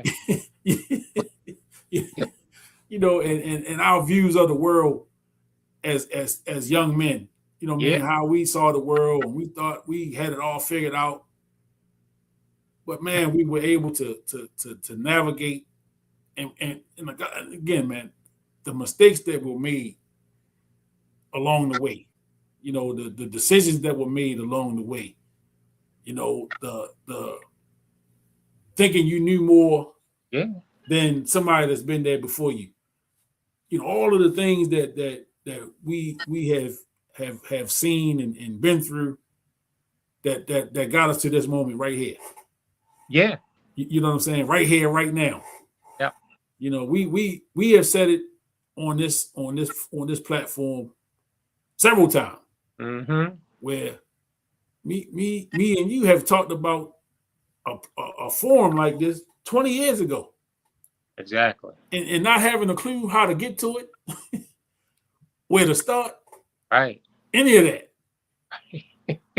We just talked about it. We did it without having the forum. Yeah, and here we are. You know what I'm saying? Here we are. But I'm saying, right? The seed was planted. Yeah. You know, the seed was planted. We didn't have a clue how to water it. Exactly. You know, but we never stopped talking about it. You know what I'm saying? And again, here we are. Did y'all used to have? I remember back in you know, for me it was junior high school, mm-hmm. and they used to pass around a book, like a little composition notebook, and everybody had a page in the classroom, mm-hmm.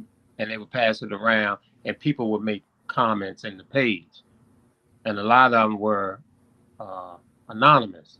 Mm-hmm. People could leave a comment, and some people sign their name and shit. You know, oh, he cute, or yeah. I love this girl, and shit like that, and passing all around. Or this bitch ugly than a mug. You know, shit like that. Yeah. And to me, that was the MySpace and Facebook. Yeah. You know, before that came about, before the technology presented that. You know, so a lot of what we see now. You know, we always wanted the video games. When I had to go to the arcade, we always dreamed about having the game in our basement. Right. And I would love to have this at home. I would love to have this in my basement. Shit. Now they got it. Got it right in the house, right in the game, big time Xboxes and PlayStations and all that. Yeah. And these things here. Goodness gracious. Yeah. All the technology you got in the palm of your hand. Yeah, man. Yeah. You know, I mean, you can watch movies. I mean, you can make a movie. Right. Off these telephones, man. You can make people are making music. I mean, everything. You name it, you can do it right on your phone. You can do right there, man. You walking around with a computer and your phone. With all kinds of stuff, man, you know. It's amazing. It is. Amazing what they've come to with this technology. I just say, Mama, we made it. Right. You know, Mama, we made it. And we still got some room to go. Yeah. And some room to grow. Thank goodness. You know, it ain't stopping. Right.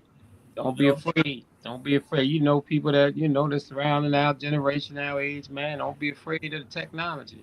Nah. Yeah. You gotta go for it, man. You gotta go for it. You can't be sitting around, man, looking at a VCR right now. You know, they throw that line at you quick. Yeah. If it ain't broke, don't fix it. Don't fix it. Well, yeah, that's true, but damn. I ain't gonna be sitting around dealing with a VHS player. I can click on the computer and see it on YouTube or Netflix or whatever. I mean, Yeah. so don't be afraid. Just don't be afraid of the technology. And, a lot of people are, a lot of people are afraid of it, and they see something that's looking a little technical that ain't from their era. A lot of people are afraid. Yeah. Yeah, don't be afraid. Don't be afraid. Now, Aaron Hall had a song called "Don't Be Afraid." Is that right? He was talking about something else, Yeah. but I ain't gonna make that. I ain't gonna make that. I ain't even gonna make that analogy. That just came to mind. Let me cut that out. I'm gonna edit that. I'm gonna edit that. Yeah. I'm gonna edit that out the show. But the words were The words fit. Right. Don't be afraid. Words fit. Song don't. I don't know what Aaron was talking about. I done heard about it. I done heard about Aaron, boy. Yeah. Did he? Yeah. They had a little history together. Got some history. Yeah. Little freak offs and stuff. Yeah, all that old Baby oil. baby oil.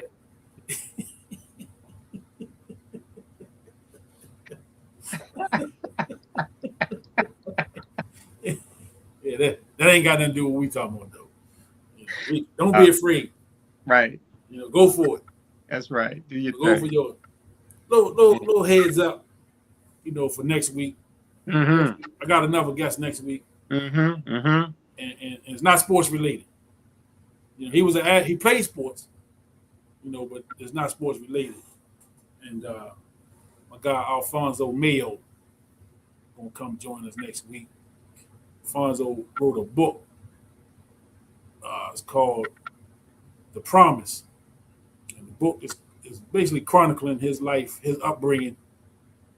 Kid in West Baltimore, lived in West Baltimore, Cherry Hill.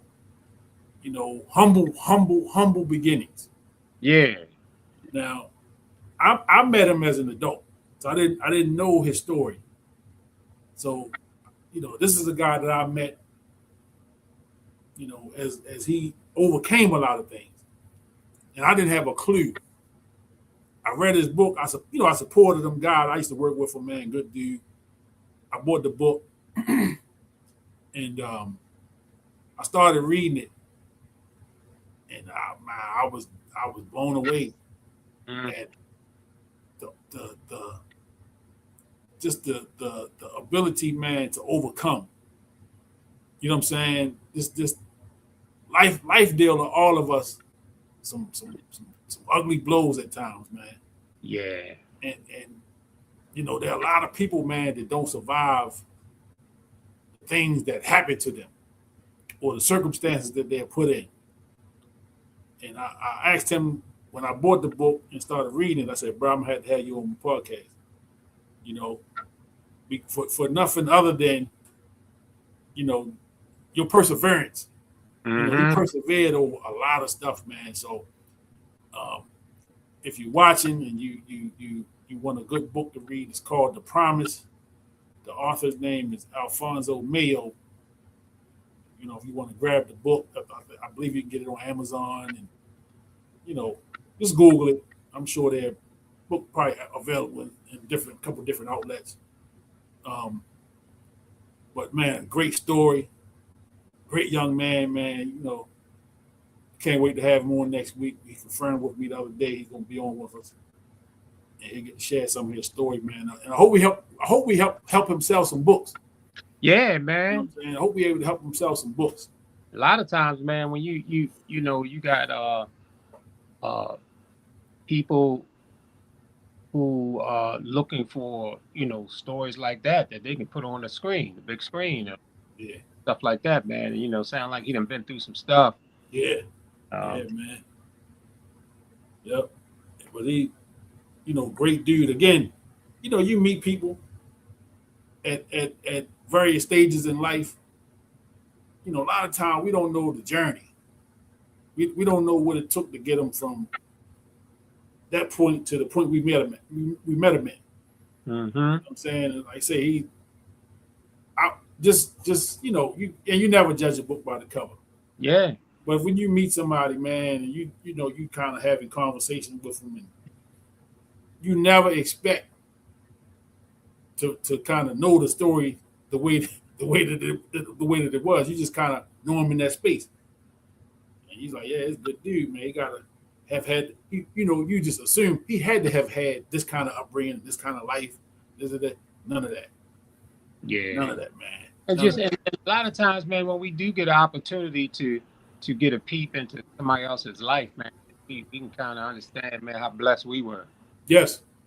You know, see somebody going stuff, man, and it's like, wow, man. I mean, even on the level, of us coaching, man, especially coaching the little kids, man, and being able to go around and kind of see certain people's situations, man. Dante always come to mind. As we rolling out there coaching, we going over to people's houses, scooping them up, picking them up, and kind of getting really into the roots of their upbringing. Yeah. And seeing some of the tough things that folks go through, man, it does let us know, man, that you're real blessed, man, to have a mother that was protective and looked after you, shit like that, that we very much probably just took for granted. Yes. And even fathers. Yeah. You know what I mean? Yeah. And we know fathers don't get the right kudos, not that we look for them, because being a parent in itself is a thankless job. Mm-hmm. And again, man, I'm 54 years old, and I didn't realize until I was in my 40s, man, this parenting thing, is no, as much as people tell you, it's no manual, it's no handbook. Nope. We just feel like we got it, and I didn't have it rough as a parent. I wasn't, what I'm saying, but it's not as easy as it seemed. Nah, not at all. It's not as easy as it seemed, man. And again, you had to present a strong front for your children, because they look at you in a way almost like you got that cape on. Right. You got to be Superman in days when you don't want to be. Yeah. You got to put that cape on, man, because them children look at us in a way, man. And I can remember sometimes my kids will say stuff to me, and because they just expect us to know. They just expect us to figure everything out. And it was times, man, when stuff was real. Mm-hmm. And but you gotta present in a way that they don't feel your pain, or they don't feel whatever it is you feeling. They can't feel it, and they can't know that you're going through it. Yeah. You know what I'm saying?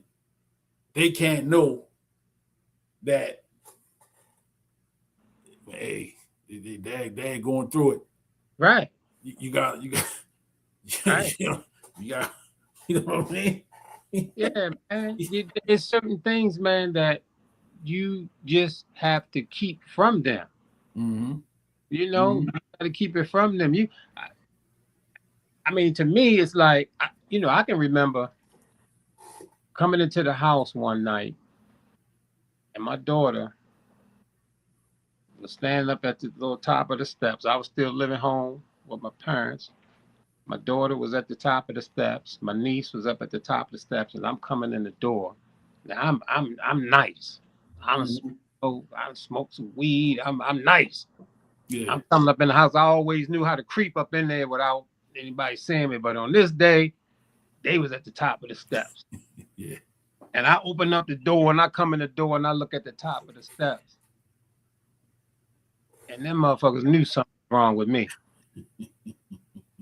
They knew. Yeah. They didn't know what it was or what was going on, but they knew something was wrong with me, and I was paranoid, man, when I was there, So this thing is heavy, man, because the children got these expectations, man, of mom and dad. Yes. them expectations, man, is really, really high. Those expectations, man, and you just can't. I just don't want. I never wanted to let my kids down. Mm-mm. Yeah. Nah, that right there. Right. That right there is the never wanting to let them down. Want to let them down. You know what I'm saying? And you just and I realized that I had to give my parents some grace. Yeah. You know what I'm saying? I had to give my parents some grace, man. I was like, because you get selfish in a way. Yeah. I should have had this, or this should have happened, that should have happened.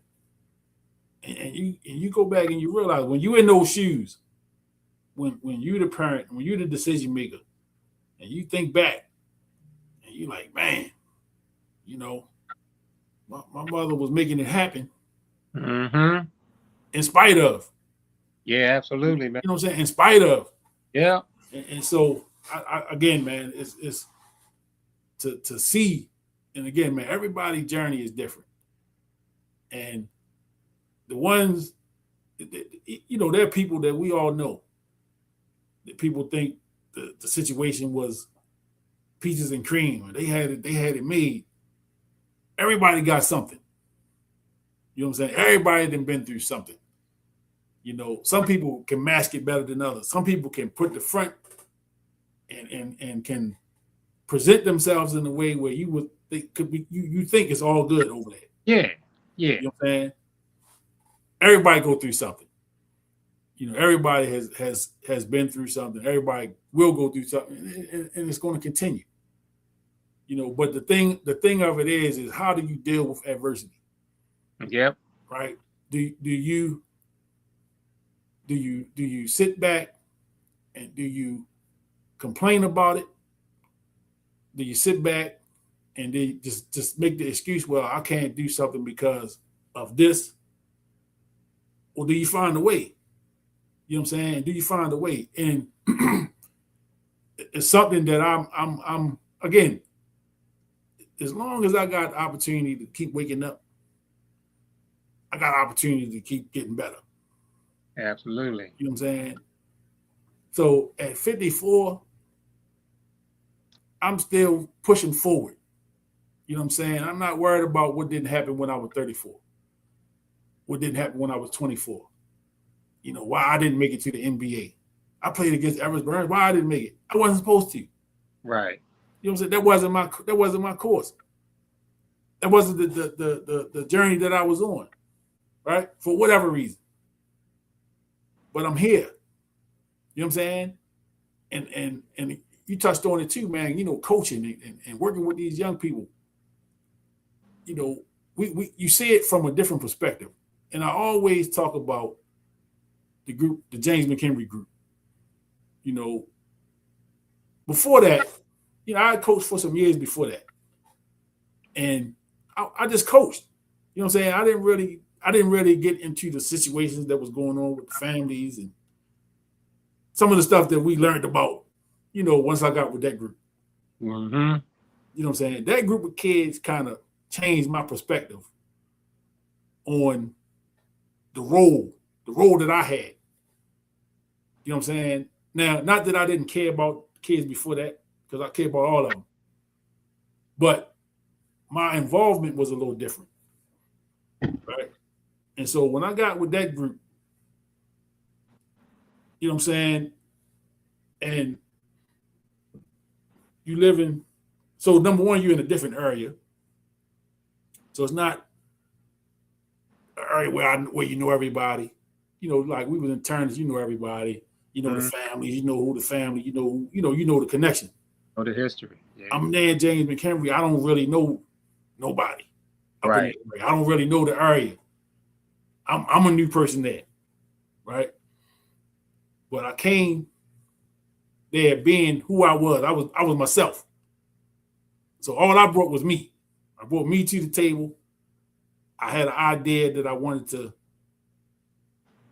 take a group of kids and expose them to something different, other than what they got going on right here in this gym and in this little neighborhood. I want to expose them to something different. Not knowing, you know what I'm saying, what was going to come out of that. because I'm thinking basketball at the time. That's all I was thinking. All right, we're gonna take them and expose them to some basketball. You know, we're gonna put them in this and put them in that, so they can see some different basketball. But what happened was they sparked something else in me. You know what I'm saying? When you, like you said, you mentioned Dante, and we know his story. You know what I'm saying? And the level of trust his father had in me. You know what I'm saying? His father trusted me. And he didn't trust too many people, because I remember when in the beginning he would come get him. Mm-hmm. Oh, no, he can't go to this. He can't do that. So I had to show him that I'm trustworthy, and I got your son's best interest at heart. And so even when they left the neighborhood, moved to Cherry Hill, and I would go out there to get him, his father knew he was all right. Coach King got him. He good. Oh, yeah. You know what I'm saying? And he knew that. You know what I'm saying? He knew that. And it was just the level of respect. And I kind of realized that as he got older, and he kind of drifted off, and, you know, he was into the streets and all that stuff. Anytime I came around him, I don't care what he was doing, man, he was just like that little 10-year-old boy again. Yeah. You know what I'm saying? But it was about respect. That's what it was about. And it was about, because I poured into him, you know what I'm saying? More than just basketball. It was more than basketball. Yeah. You know what I'm saying? It was more than basketball. But I realized with that group of kids, I had to do more. Mm-hmm. You know what I'm saying? And again, you know, we told a story about how we pulled it together, you know, I mean, and basically in a week. You know what I'm saying? Yeah. You know, we need to do a movie about that. Yeah, for real. You know what I'm saying? How that whole thing came together. Yeah. And you bringing kids from basically two different worlds, you know, into one little melting pot. One melting pot. You know, because you got kids that come from good neighborhoods and nice families and all this stuff. It's a mixture. You got this other handful of kids that come from the rough side. Serious You know mixture. And some kids we ain't never seen no parents show up to watch them play. Other kids, the family there. Family there, yeah, man. You know. So and that was amazing. Again, when you can go back now and think about it, you know, and then like you say, man, you got these boys, right? And I saw Chauncey about a month ago, and we talked about some of that stuff, man. I said, man, you know, you and Dante, man, y'all motherfuckers, I had to pull y'all apart damn near every day. And he laughed and he said, "But coach, it was only like that at basketball. Ain't that something? We was together in school all day. He's my man." And then as soon as we got in the gym, I said, "Man," I said, "But that's part of the stuff that made us. You know, the fact, man, that these two dudes, man. Yeah, I mean, in the middle of games, they come on, man. You remember when I snatched them boys up, man? Yeah, I grabbed both of them up by the neck. Yeah. A couple times I done seen you boys get you know, getting your feelings with them. It shocked me. You be over there all cool and shit most of the time, but then sometimes I see your ass snap. Damn. Coach Ken? Dang. I've seen you collar some people before, man. And it scared me. And then come sometime, man, you get to sleeping on somebody, man, because they gentle or they doing this, man. Then when I see that, man, I'm like, man, this guy can hurt somebody.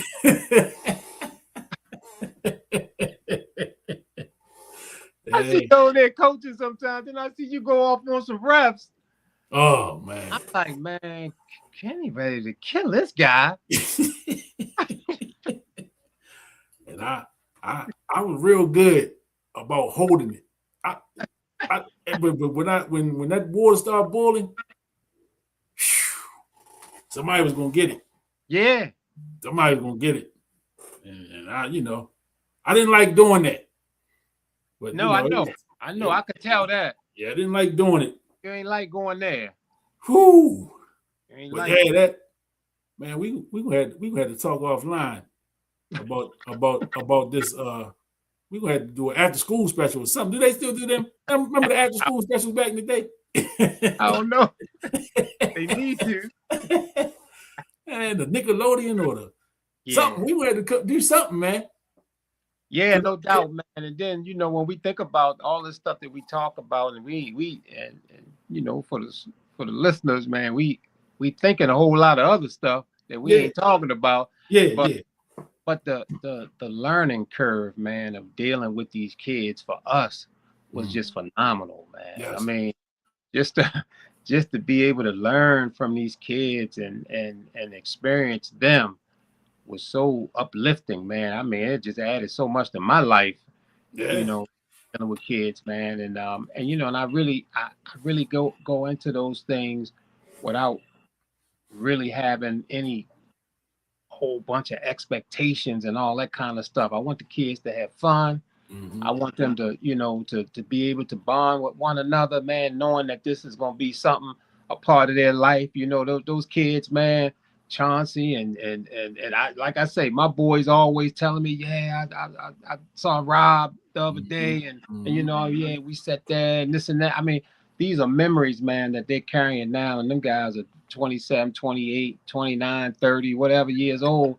And so I didn't go in with no big expectations. I just wanted to be good. I just wanted them to be safe. I wanted them to have a good time. And that was pretty much my style. Yeah, that's Kenny there.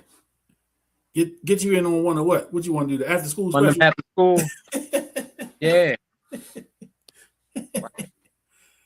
But I tell the kids now, right, that I coach, just like you said, man, I don't think they understand the moment they in. Right. Because I keep telling them, I say, yeah, we the coaches and we yelling at y'all and we this, that, and the other, but this is your team. Yeah. This is your team. And this is the stuff you're going to be talking about this stuff 20, 30 years from now. Y'all going to be in the group text or, at whatever. And y'all going to talk about these times, man. Good, bad, or indifferent. Yes. There's a bond being built. It is. That you can't see it right now, but again, these things don't last. Right. I mean, these things don't go away. They're gonna last forever. Again, like Everest talked about, him and his high school teammates got group chats. Yeah. Him and his college teammates got this, and to see. So you build these bonds with people, man. Me and my high school teammates still talk. Mm-hmm. And we still talk, and we talk about games from 30-some years ago. And thank goodness, man, for the technology to make that make it possible. Ain't it something? Because at one point, man, if you ain't seen the person, that you ain't seen them. You ain't seen them. They gone. I mean, you don't know what happened to them. So many people in my past, man, I don't really know. But when the Facebook and certain things came about, definitely be able to keep up. So, it's a great thing, man. I'm we talk about it all the time, man. Going down there to Fleming for flag football practice, and there we were. Yeah, and we were inside.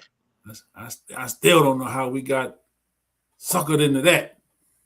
Next thing I know, man, we out there banging, putting the fence in, putting the rope up where the fans are at, fixing the field.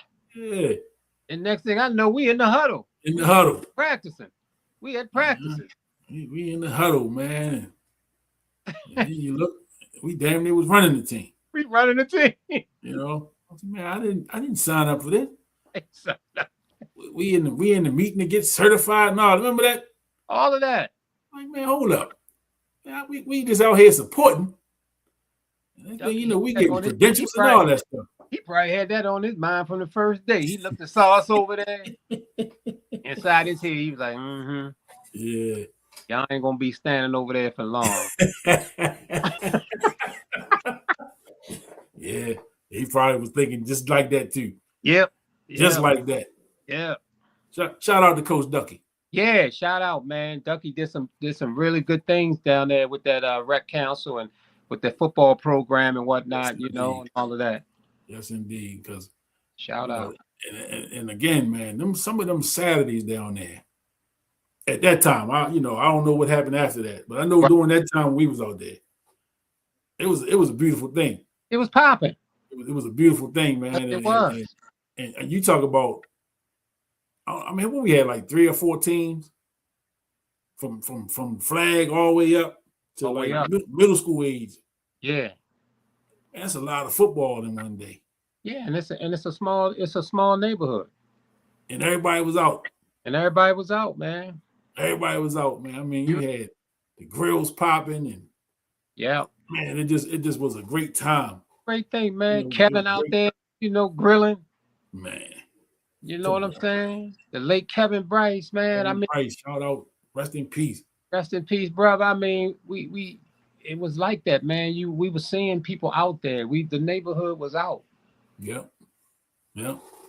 Yeah, And I Kenny mean, said even at all the way that up to time, 11-14. all the way up. Yeah, exactly, Kenny. Yep, up to 11-14.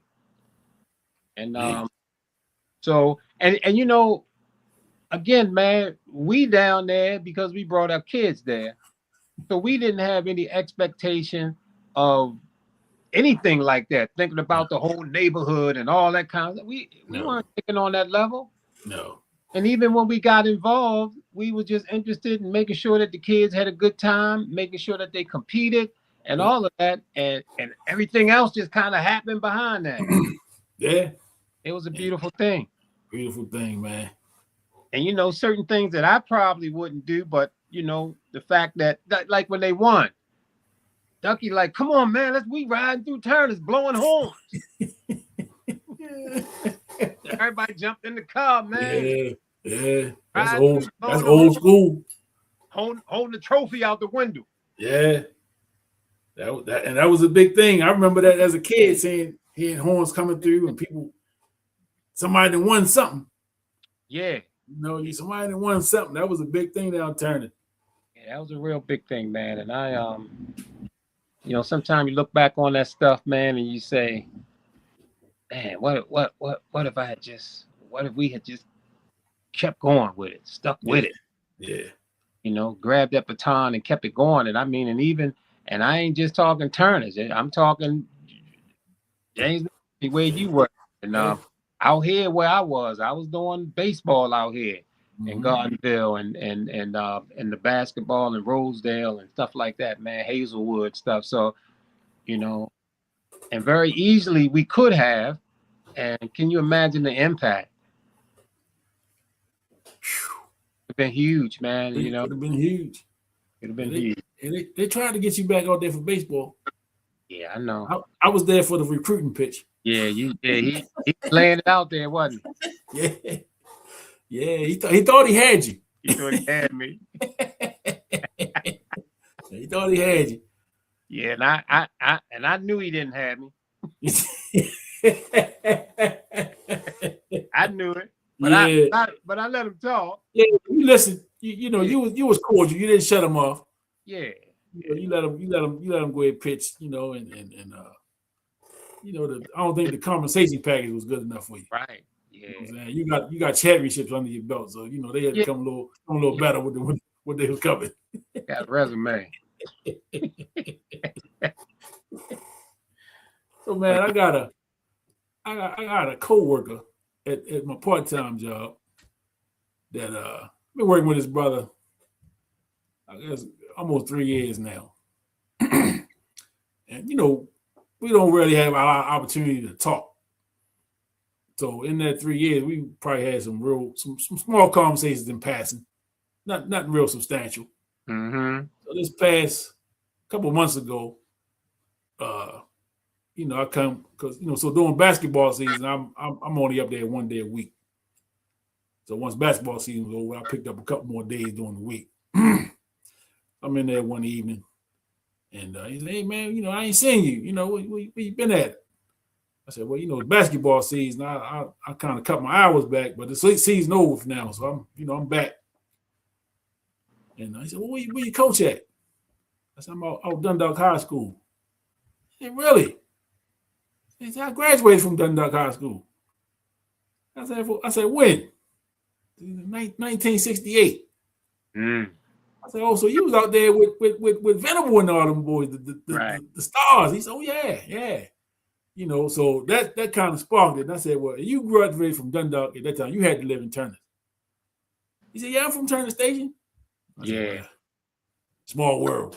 Yes. Small world. So, you know, that started the conversation. So we've had this conversation back, I want to say, March.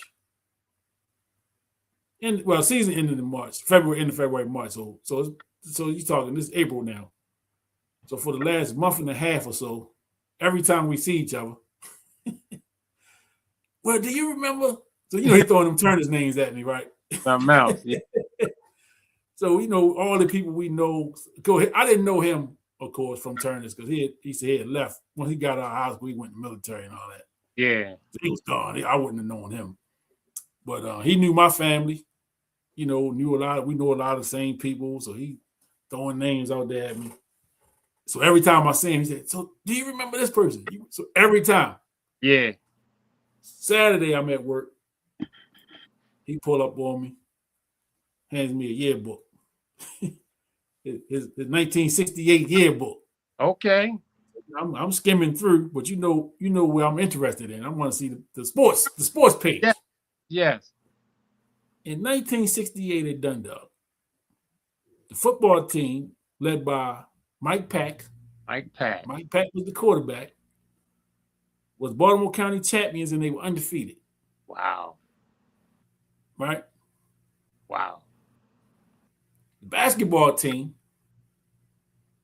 led by Eric Venable, Luther Epps, Warren Wardell, Phil Williams, Arnold Powell. You know, Kenny Rice was on the squad. Okay. Mr. Collie Milo was on the team. So these are all guys I know from the neighborhood, the OGs. You know, I know them from the neighborhood. Undefeated, county champions. Wow. Right? And I'm just looking at this stuff, man. I'm looking at the scores, right? So I know I was talking to Kenny Rice, and they're gonna be on here. I'm going to make that happen. We're going to make that happen. Get them guys on here. See, Kenny talked about the last game of the season that year. They played Catonsville. So he said Catonsville. You know, Catonsville had a little area like Turner's. Yeah. The little Banneker, that little area back there was kind of like little Turner's or whatever. And he said they didn't take too kindly to that ass whooping they took that night. and said, you know, he said they see somebody pull a pistol out and all that stuff. Wow. You know, so they had to hurry and get him up out of there. But I'm looking at the score, and it was ass whooping. 100-67.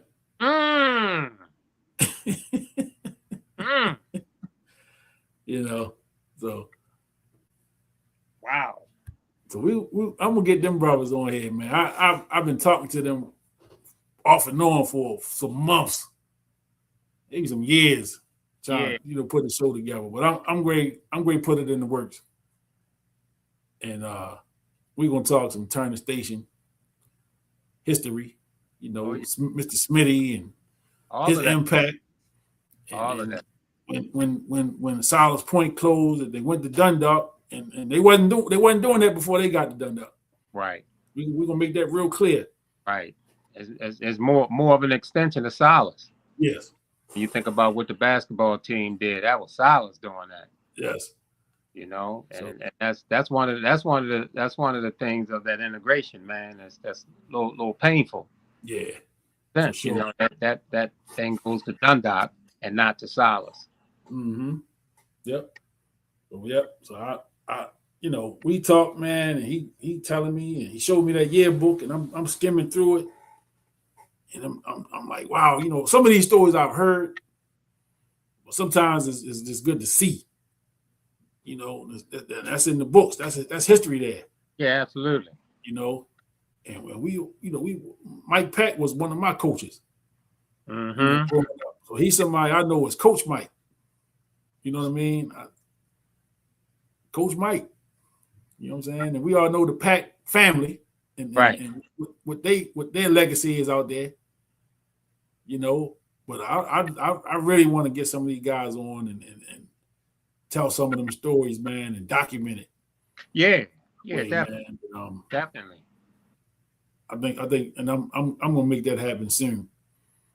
You know, I don't want to put it out there too much, but I'm gonna make it happen. I'm gonna make it happen, man. So, and that needs to happen. Kenny said we need a Kenny Rice episode by himself. Yeah, I see that. And I mean, you make a real good point when you talk about documenting, you know, and the sports mix itself is documentation. Mm-hmm. Indeed. Having these guys come on here and speak their life. This is documentation right here. Yes. And it's important. It's an important thing. Absolutely. And that's where it's going to go, man. You know, I had Mark Clark on with me last week. Yeah, how'd that go? Great, man. Mm-hmm. You know, we was on about an hour and a half, almost 2 hours. Yeah. You know, and we covered a lot of ground. You know, Mark got to tell his story, you know, to the Sports Mix listeners. Yeah. You know, he told his story, man, and you know, just Mark always encouraging. Great. Always encouraging me to keep going. Yeah. You know, and you know, he just kind of remember when I started and how he was kind of watching from the sideline, just watching me do what I was doing. You know, and I was telling him, man, I said, you were somebody that motivated me. You probably don't even know that. You know what I'm saying? Just the way you were moving and like I told him how, you know, I became a fan of the Big Fat Morning Show instantly. You know, from when I first started listening, because I remember the morning show they had before that. Yeah. And it wasn't real good. You know, and no disrespect to whoever the hosts were. I don't even remember who the hosts were. How do they remember? You know, but I remember there was a struggle when Frank Ski left. Yes. To fill that morning show vibe, the slot. And yes. I think they went through a couple different hosts or whatever until Mark Clark and the Big Fat Morning Show came, and that they kind of solidified that spot. And at the time, you know, again, me not really even understanding how radio worked. At the time, the morning show is almost like the leadoff hitter. And for a period, 92Q had a thing on lock. Oh yeah. They had, after the Big Fat Morning Show was this one, it was that one, and they wasn't missing. You know what I'm saying? The shows were always on point. The radio, the hosts were always on point, man. They were locked into the community. They had their ears to the streets. But they had this thing going in a trajectory, man. You like, damn. Oh, this is what you want. And you know, radio now is very awful now, truthfully. Yeah, really. I don't listen to a lot of it in the car as like back then.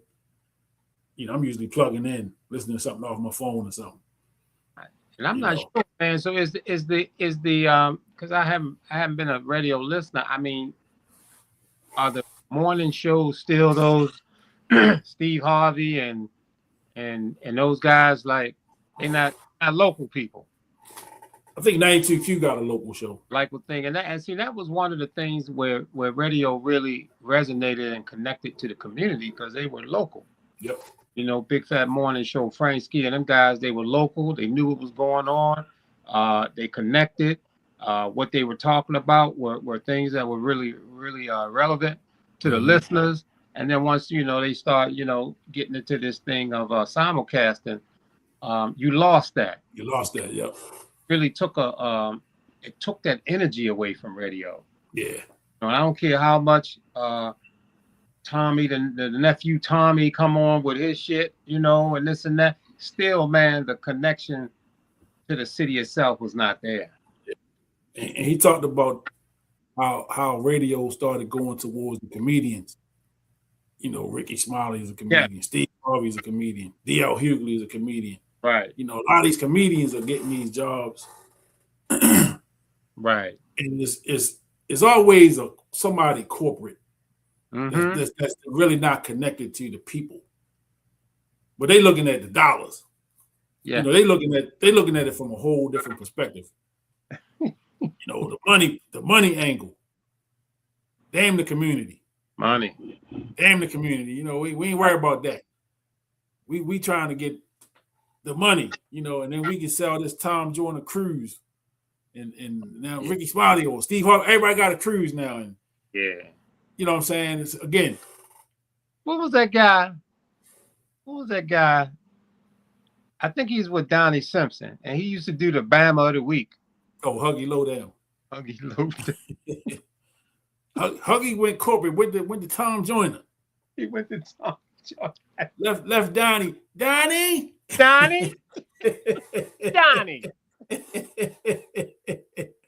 Yeah. The Bama of the Week was a DC thing. That was a DC thing. The DC thing. And he went mainstream. Yes, he did. The Bama of the Week, the Tom Joyner Morning Show. Bama of the Week. Week.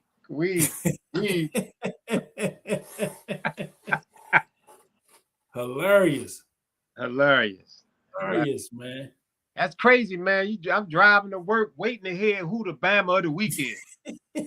I got to know this before I get out the car. You and me both. Right. That was, as a matter of fact, I was tuned in all week. Even before the Bama of the Week, I was listening Monday through Friday just to hear him. That little 5 minutes. Yep. Would make your morning. Yep. Yes, he will. He was good. Huggy Lowdown. He was good. Now I seen him stand up. I heard that wasn't all that. Yeah, stand up wasn't what I expected. Right. But that little stuff on the radio, that was his thing. That was his thing there, man. That was his thing. Huggy Lowdown. Huggy Lowdown. And you know, that's the thing too, man. The personality. You know, you talk about the morning shows, right? Big Fat Morning Show. You talk about Frank Ski and his run, you know, through two stations. You know, Frank Ski was mornings on V103 and on 92Q. Yeah. You know, Randy Dennis and them guys, man, and like, you know what I'm saying? It was like, something about the morning drive. It's just to get your day started.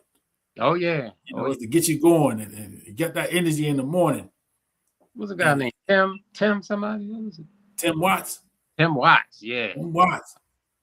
Yeah, man, come on, man. Man, remember the radio station used to play the basketball games? The radio station that played the basketball games? We had the 92Q All-Stars play against Turner Station, or the V103 All-Stars play against. Yeah.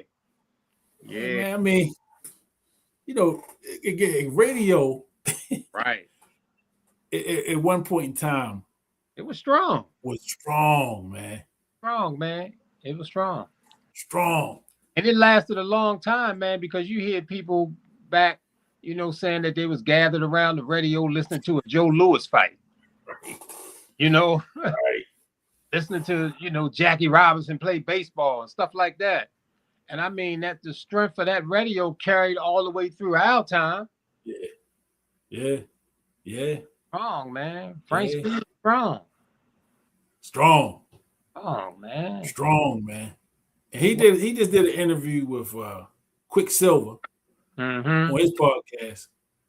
And I'm just sitting there listening, man. I mean, it took me back. And I remember hearing Frank on radio in DC.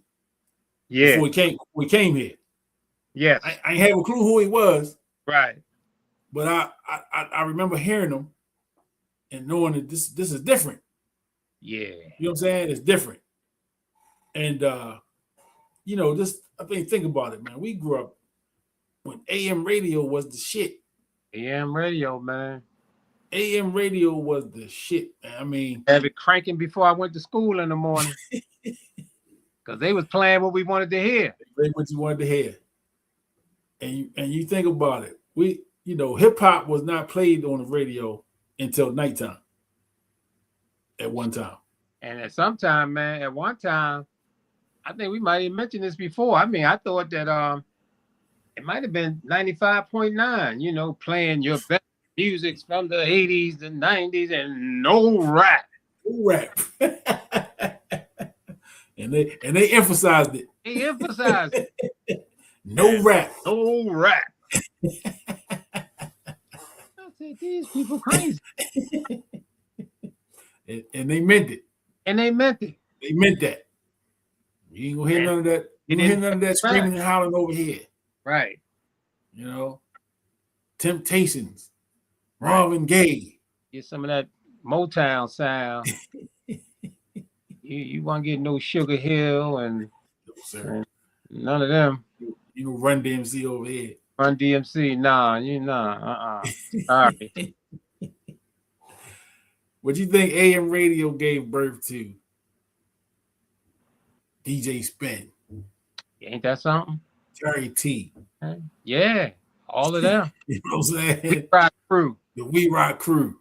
Yeah. The New Marks. The New Marks, man. Came right through that WEAA.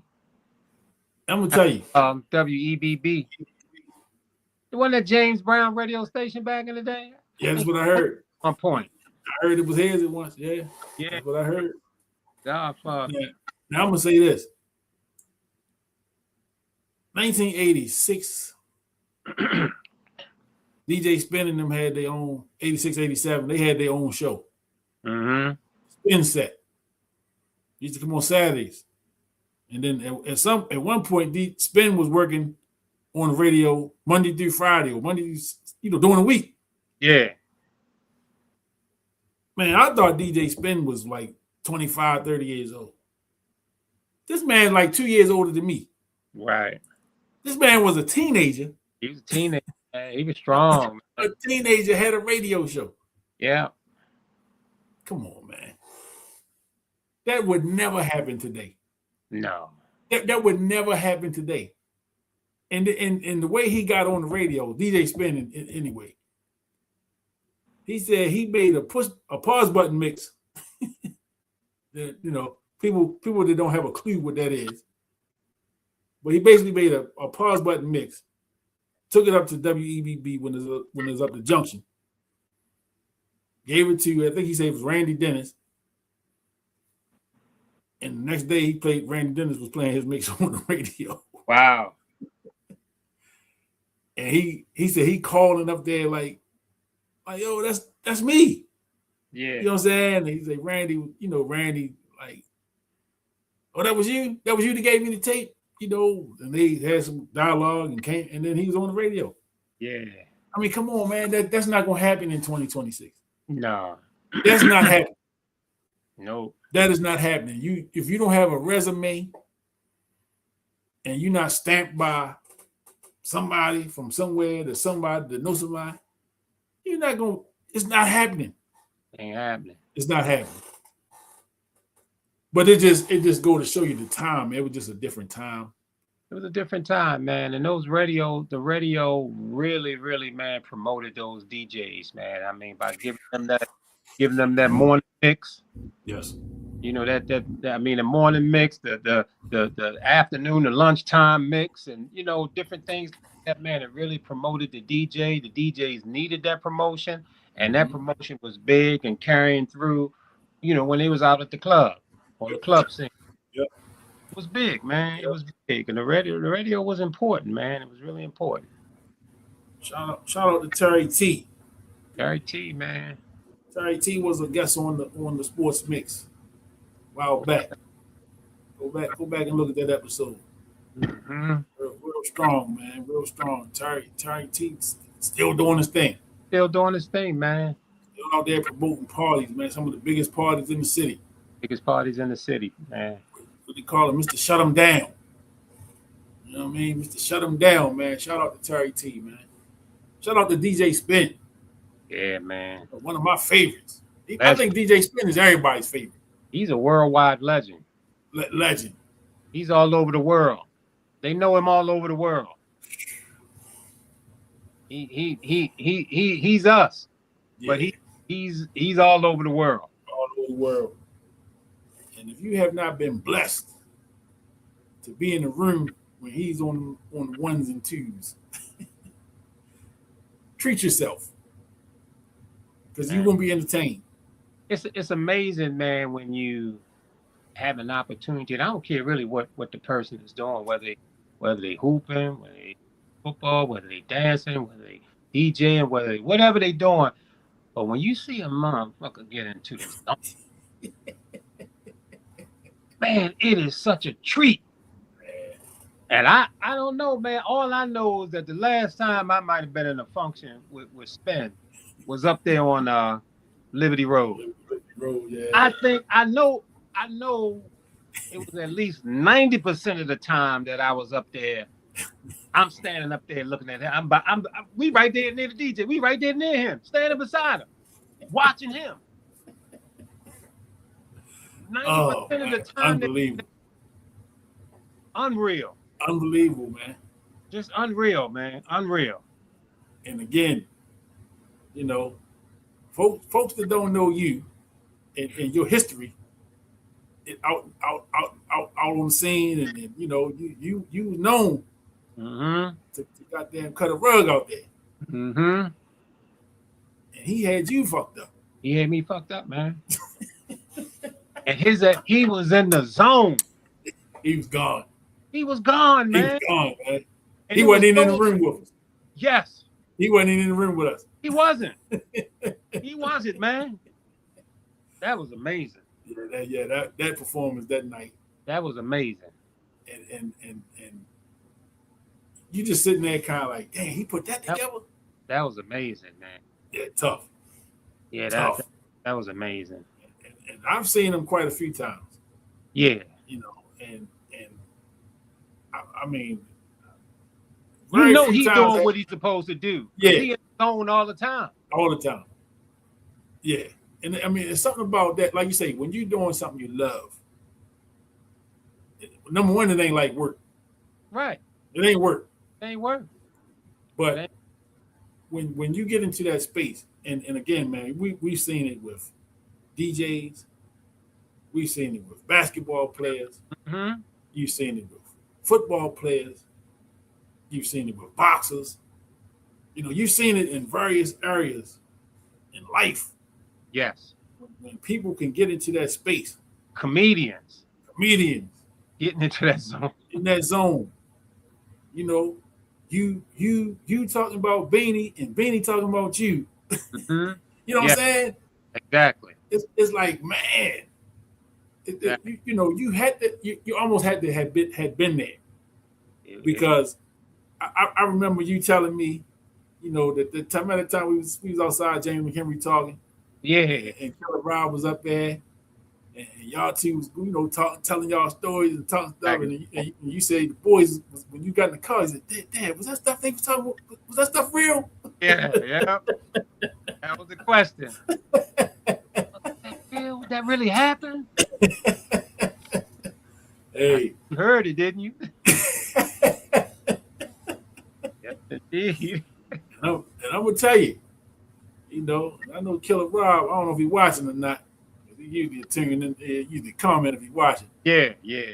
But I used to hear about, you know, y'all exploits, and I never had seen it. I used to hear about it, and I hung out with Rob for the first time. We went over to DC.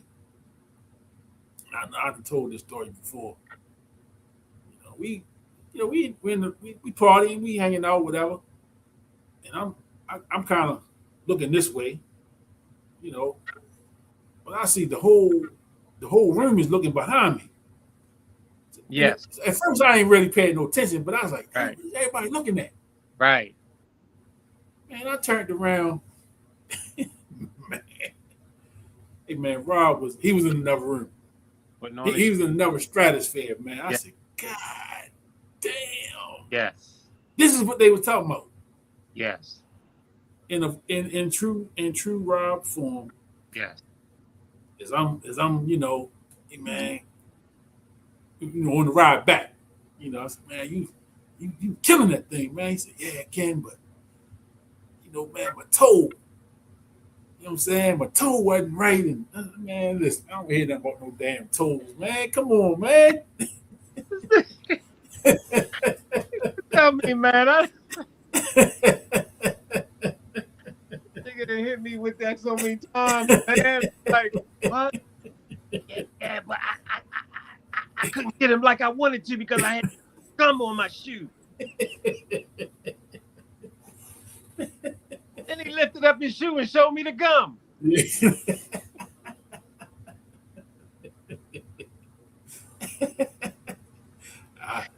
I said, come on, man. Come on, man. If you telling me it get better than this, yeah. Come on, man. Come on, man. Yeah, Beanie, man. Beanie was definitely one of the highlights of my life, man, because the way we were flowing, man, it was crazy, man, and then you throw Carl in the mix, and man, that was the cherry on the top. So those days, man, of getting out of the club and all that kind of stuff, man, and just being around, the creativity of Beanie, man. I mean, it was quite phenomenal, man, when I think about it, man, and the impact, man, it was just phenomenal. And it was almost like it was going to happen, it's like I'm in Turner's and everybody kept saying, man, you got to see Beanie. You got to see Beanie. And I kept saying, Beanie, who's Beanie? You know Miss Armin? Yeah. That's her grandson, I was okay. And then it happened. Ain't nobody had to tell me that was Beanie, Right. because what he was doing out there on the dance floor, I knew. Yeah, that got to be Beanie. And man, and I ain't never been one to, there's a lot of people out here, man, that will not tell you how good you are or how good you are. They ain't gonna tell you that. No, hell no. They keep it to yourself, man. Once Beanie finished dancing down there, I'm leaning up against the wall, up against that chalkboard that used to be up in the Fleming where they had the parties. Yeah. Man, as soon as that thing was finished and he stopped, man, I exploded off of that thing. I was like, yo, you must be Beanie. He was like, yeah, I'm Beanie. Man, I was like, and man, and pretty much, man, maybe not from that point, but again, we bumped into each other, and then it was like, hey, let's hook up, Yeah. Rest is history in the books. Yeah. And it's almost like whatever when he was describing the one player that could play at any time. Right. Right. And I just need him to confirm it, Yeah. Who are you talking about? Right. That goddamn MJ. That Jordan fella. And we I mean it's I don't know. It's an attack on the legacy. Right. by some I don't even know how to describe these cats. Right? Nothing they say is going to sway my opinion. I know what I saw. Right. I know what I saw. Exactly. And that dude, man, again, while everybody else was playing on Earth, he was in Mars or somewhere, man. I'm just saying, man, just the whole thing with him, man. I mean, he was so dope that it just went beyond basketball. Oh man. I mean, you talking about his shoes and his shorts and his bald head and his commercials, and I mean, this dude did what he did to Nike and did what he did. I mean, to me, he made ESPN. Yeah. Because, man, I was tuning in just to see his highlights. And he gave you something every night. Every night. every night. Damn. Yeah, Man, what a thing to experience the MJ's journey, man. His basketball journey, to experience that. Unreal. real, man. Unreal. And again, is it going to be somebody to come along that's greater than Mike? Possibly. I haven't seen him yet. Not yet. Nope. No. I ain't seen nobody come close. We talking about LeBron and the numbers. That's phenomenal. Yes. Phenomenal. And he put up some hell of a numbers. Yeah, man. And his numbers may not be reached. But Right. then who you just again, everybody's numbers at some point, somebody gonna reach them. Yeah, somebody will get him. Somebody will reach them. Yeah. Now, was it about the numbers with MJ, or was it about the play? And there lies the difference. Right. LeBron has put up some gaudy numbers. Yeah. To be 40, what is he, 41, 42 years old? Yeah. And he putting up the numbers that he's putting up. Phenomenal. Right. Phenomenal. I love it. No question. But I seen somebody put up a thing on there where they showed his numbers when he was 18 or 19, and they put his numbers up when he's 41. The average is points, rebounds, and I think the numbers now is a tad bit better than they were then. Yeah. Crazy stuff. Numbers. But like you said the word but. Yeah, but. Yeah. There's a big but. It is. When you put up player for player, it's MJ today, it's MJ yesterday, and it's MJ tomorrow. Yeah. Numbers be damned. Look, I understand the numbers. We understand the numbers. Yes. But if somebody said, look, I give you one ticket to go see anybody in the history of basketball play. One ticket. You tell me who you want to see, and I'll get you a ticket to see that guy in their prime. Yes. I mean, it's going to be Michael Jordan. Every time. Every time. Every time. And I'm not saying to any disrespect to Wilt and Kareem and Magic and Bron and all these terrific ball players, but it ain't even it's no hesitation. No. It's Michael Jordan.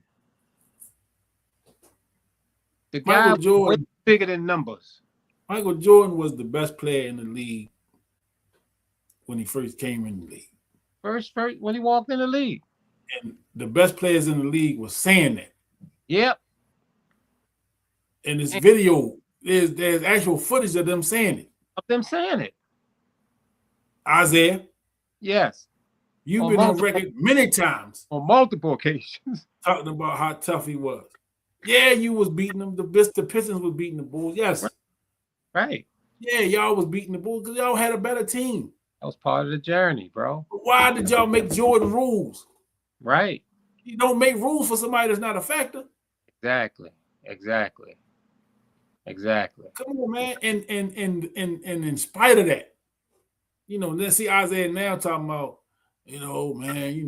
Michael Jordan went crying to the commissioner because we was beating him up. He never stopped coming at you though. Right. And because somebody that was afraid of you or scared of you, he became a jump shooter. He got in the weight room. Come on, man. That's wrong. More Isaiah. And then when they bust through, they really bust through. They swept them. Yeah, get out of here. Bye. And anybody who was locked in on them Bulls, and he had the whole sports world locked in, Jordan did, they saw Isaiah walking past that bench, scooping down, Like he's sneaking out. Everybody saw it. Everybody saw it. But I think that's what made it worse. It did. You walk off the court. Just walk off the court. Walk off the court. Just walk off. The fact that he did the little duck move. The duck move, man. The duck move made it worse. And the look on Jordan's and Scotty's face, man, when they was walking.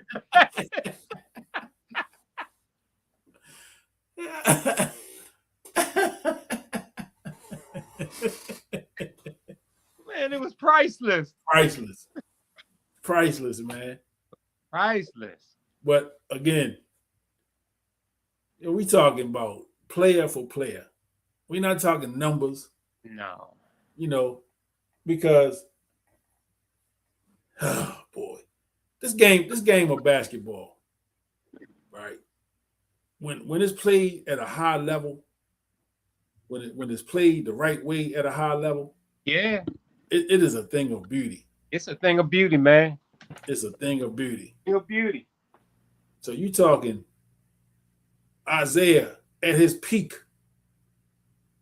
was must see TV. You know what I'm saying? Isaiah, Magic, right? Larry Bird, Dr. J, yep, Shaquille O'Neal. I mean, you just name them. Name them, man. When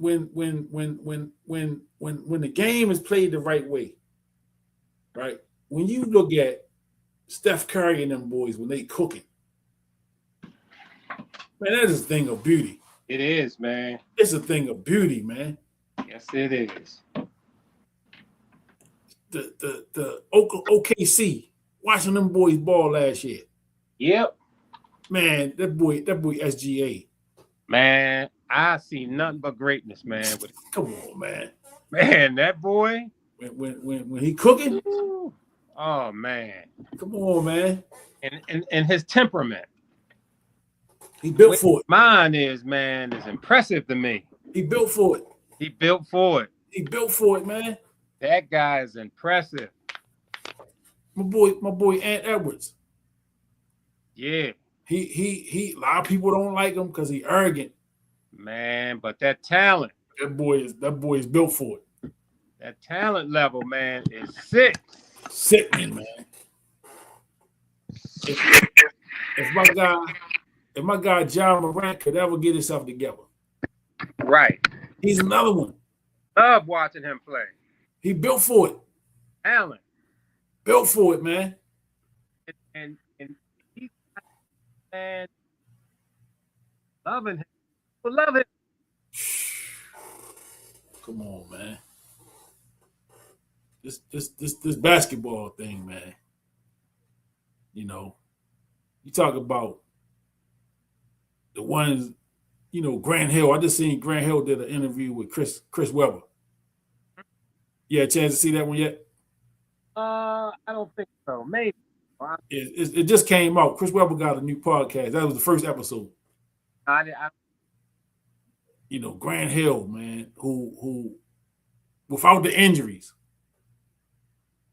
Come on, man. I mean, people talk about LeBron, but Grant Hill not as big as LeBron. Huh. But the skills. Skill level, man. That's unreal. Penny Hardaway. Like him. That boy Anthony. I didn't like him because he went to Duke, but yeah, well, there's that. Patient connection. There's that. But yeah, but you're right. Anthony, man, that was the guy. He was the one. He was next. Penny was up next. He was next, man. That guy, man, what a pleasure to watch him. Man, listen. What a pleasure. Again, people talk about, the numbers. And again, the numbers are great. I'm talking about the talent. I'm talking about the difference makers. And I ain't saying LeBron not a difference maker. I'm not. But don't keep throwing the numbers at me. No. You know what I'm saying? Don't keep throwing the numbers at me.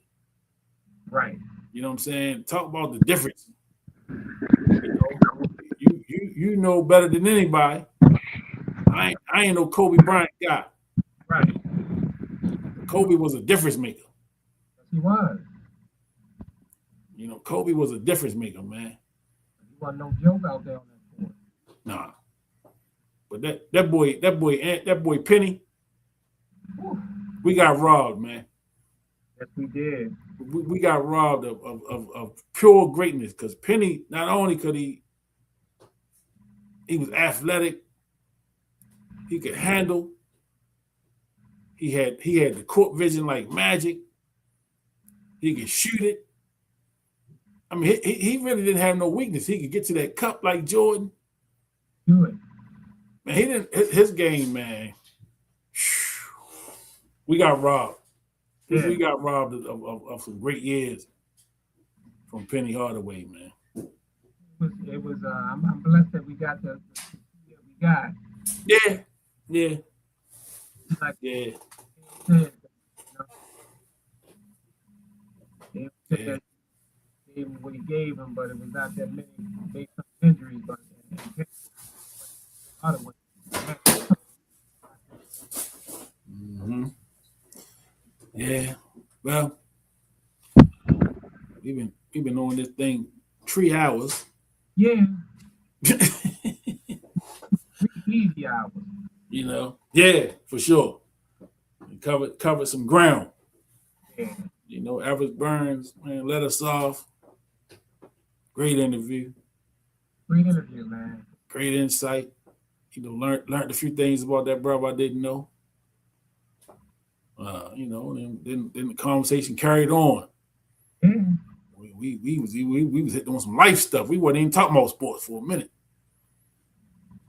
You know, but that's the mix. That's the mix. That's the mix in effect. Mix. That is the mix. So yeah, so So and we great wrap this boy up. thing I take away from being on here was the fact that you chose basketball over football. Mm-hmm.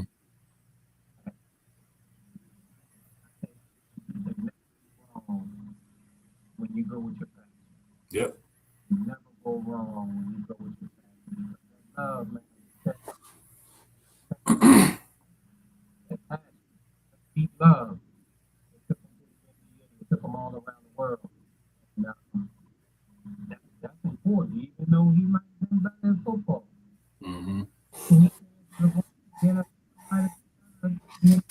6'8" tight end. But you cannot. Nothing like passion.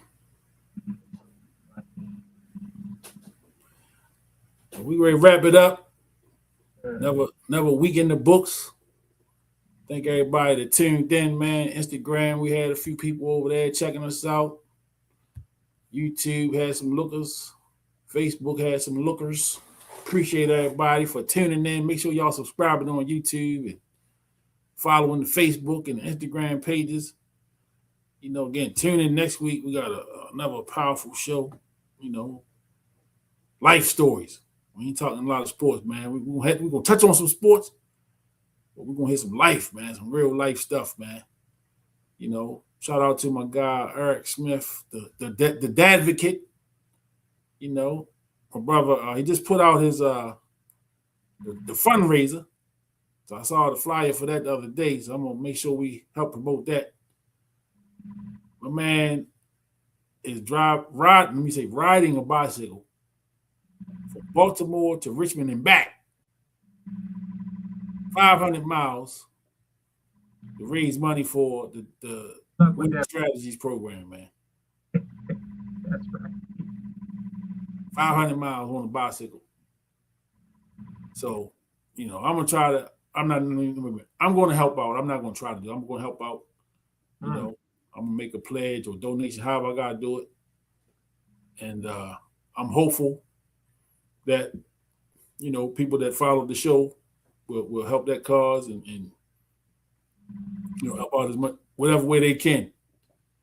He was on the show a couple of weeks ago, talked about his program and what they're doing for dads, helping dads navigate the court system, which is needed. Which is needed. And again, man, we plugging away. I said it early on. Got a couple more weeks. I'm gonna do, a couple more weeks of shows and then take a little break, recharge the batteries up a little bit. I know the finals, the NBA playoffs is a great start, and the finals and all that stuff. But I got to recharge the battery. You know what I'm saying? We've been rolling pretty much since football season. So time for a little break. But we definitely coming back strong. And then, October, we be hitting 5 years. October will be the fifth year anniversary. So I got to put something together to commemorate that. Been doing this thing 5 years, man. So it was all a dream. Remember, Biggie used to read Word Up magazine. That's right. Salt and pepper in the limousine, hanging pictures on my wall. Now we here. Started from the bottom, now we here. Still going. The Han Solo episode. You coming on? That's my son talking. Uh-oh. He coming on. Right. Well, it's been a blast. As always. As always, man. We, appreciate everybody for tuning in, checking out the interview, checking out the sports mix. Good flow, good energy. I got to come up with a closing. I got to come up with a closing. I got to come up with a little phrase that pays or something. You know what I mean? So I'm gonna come up with something.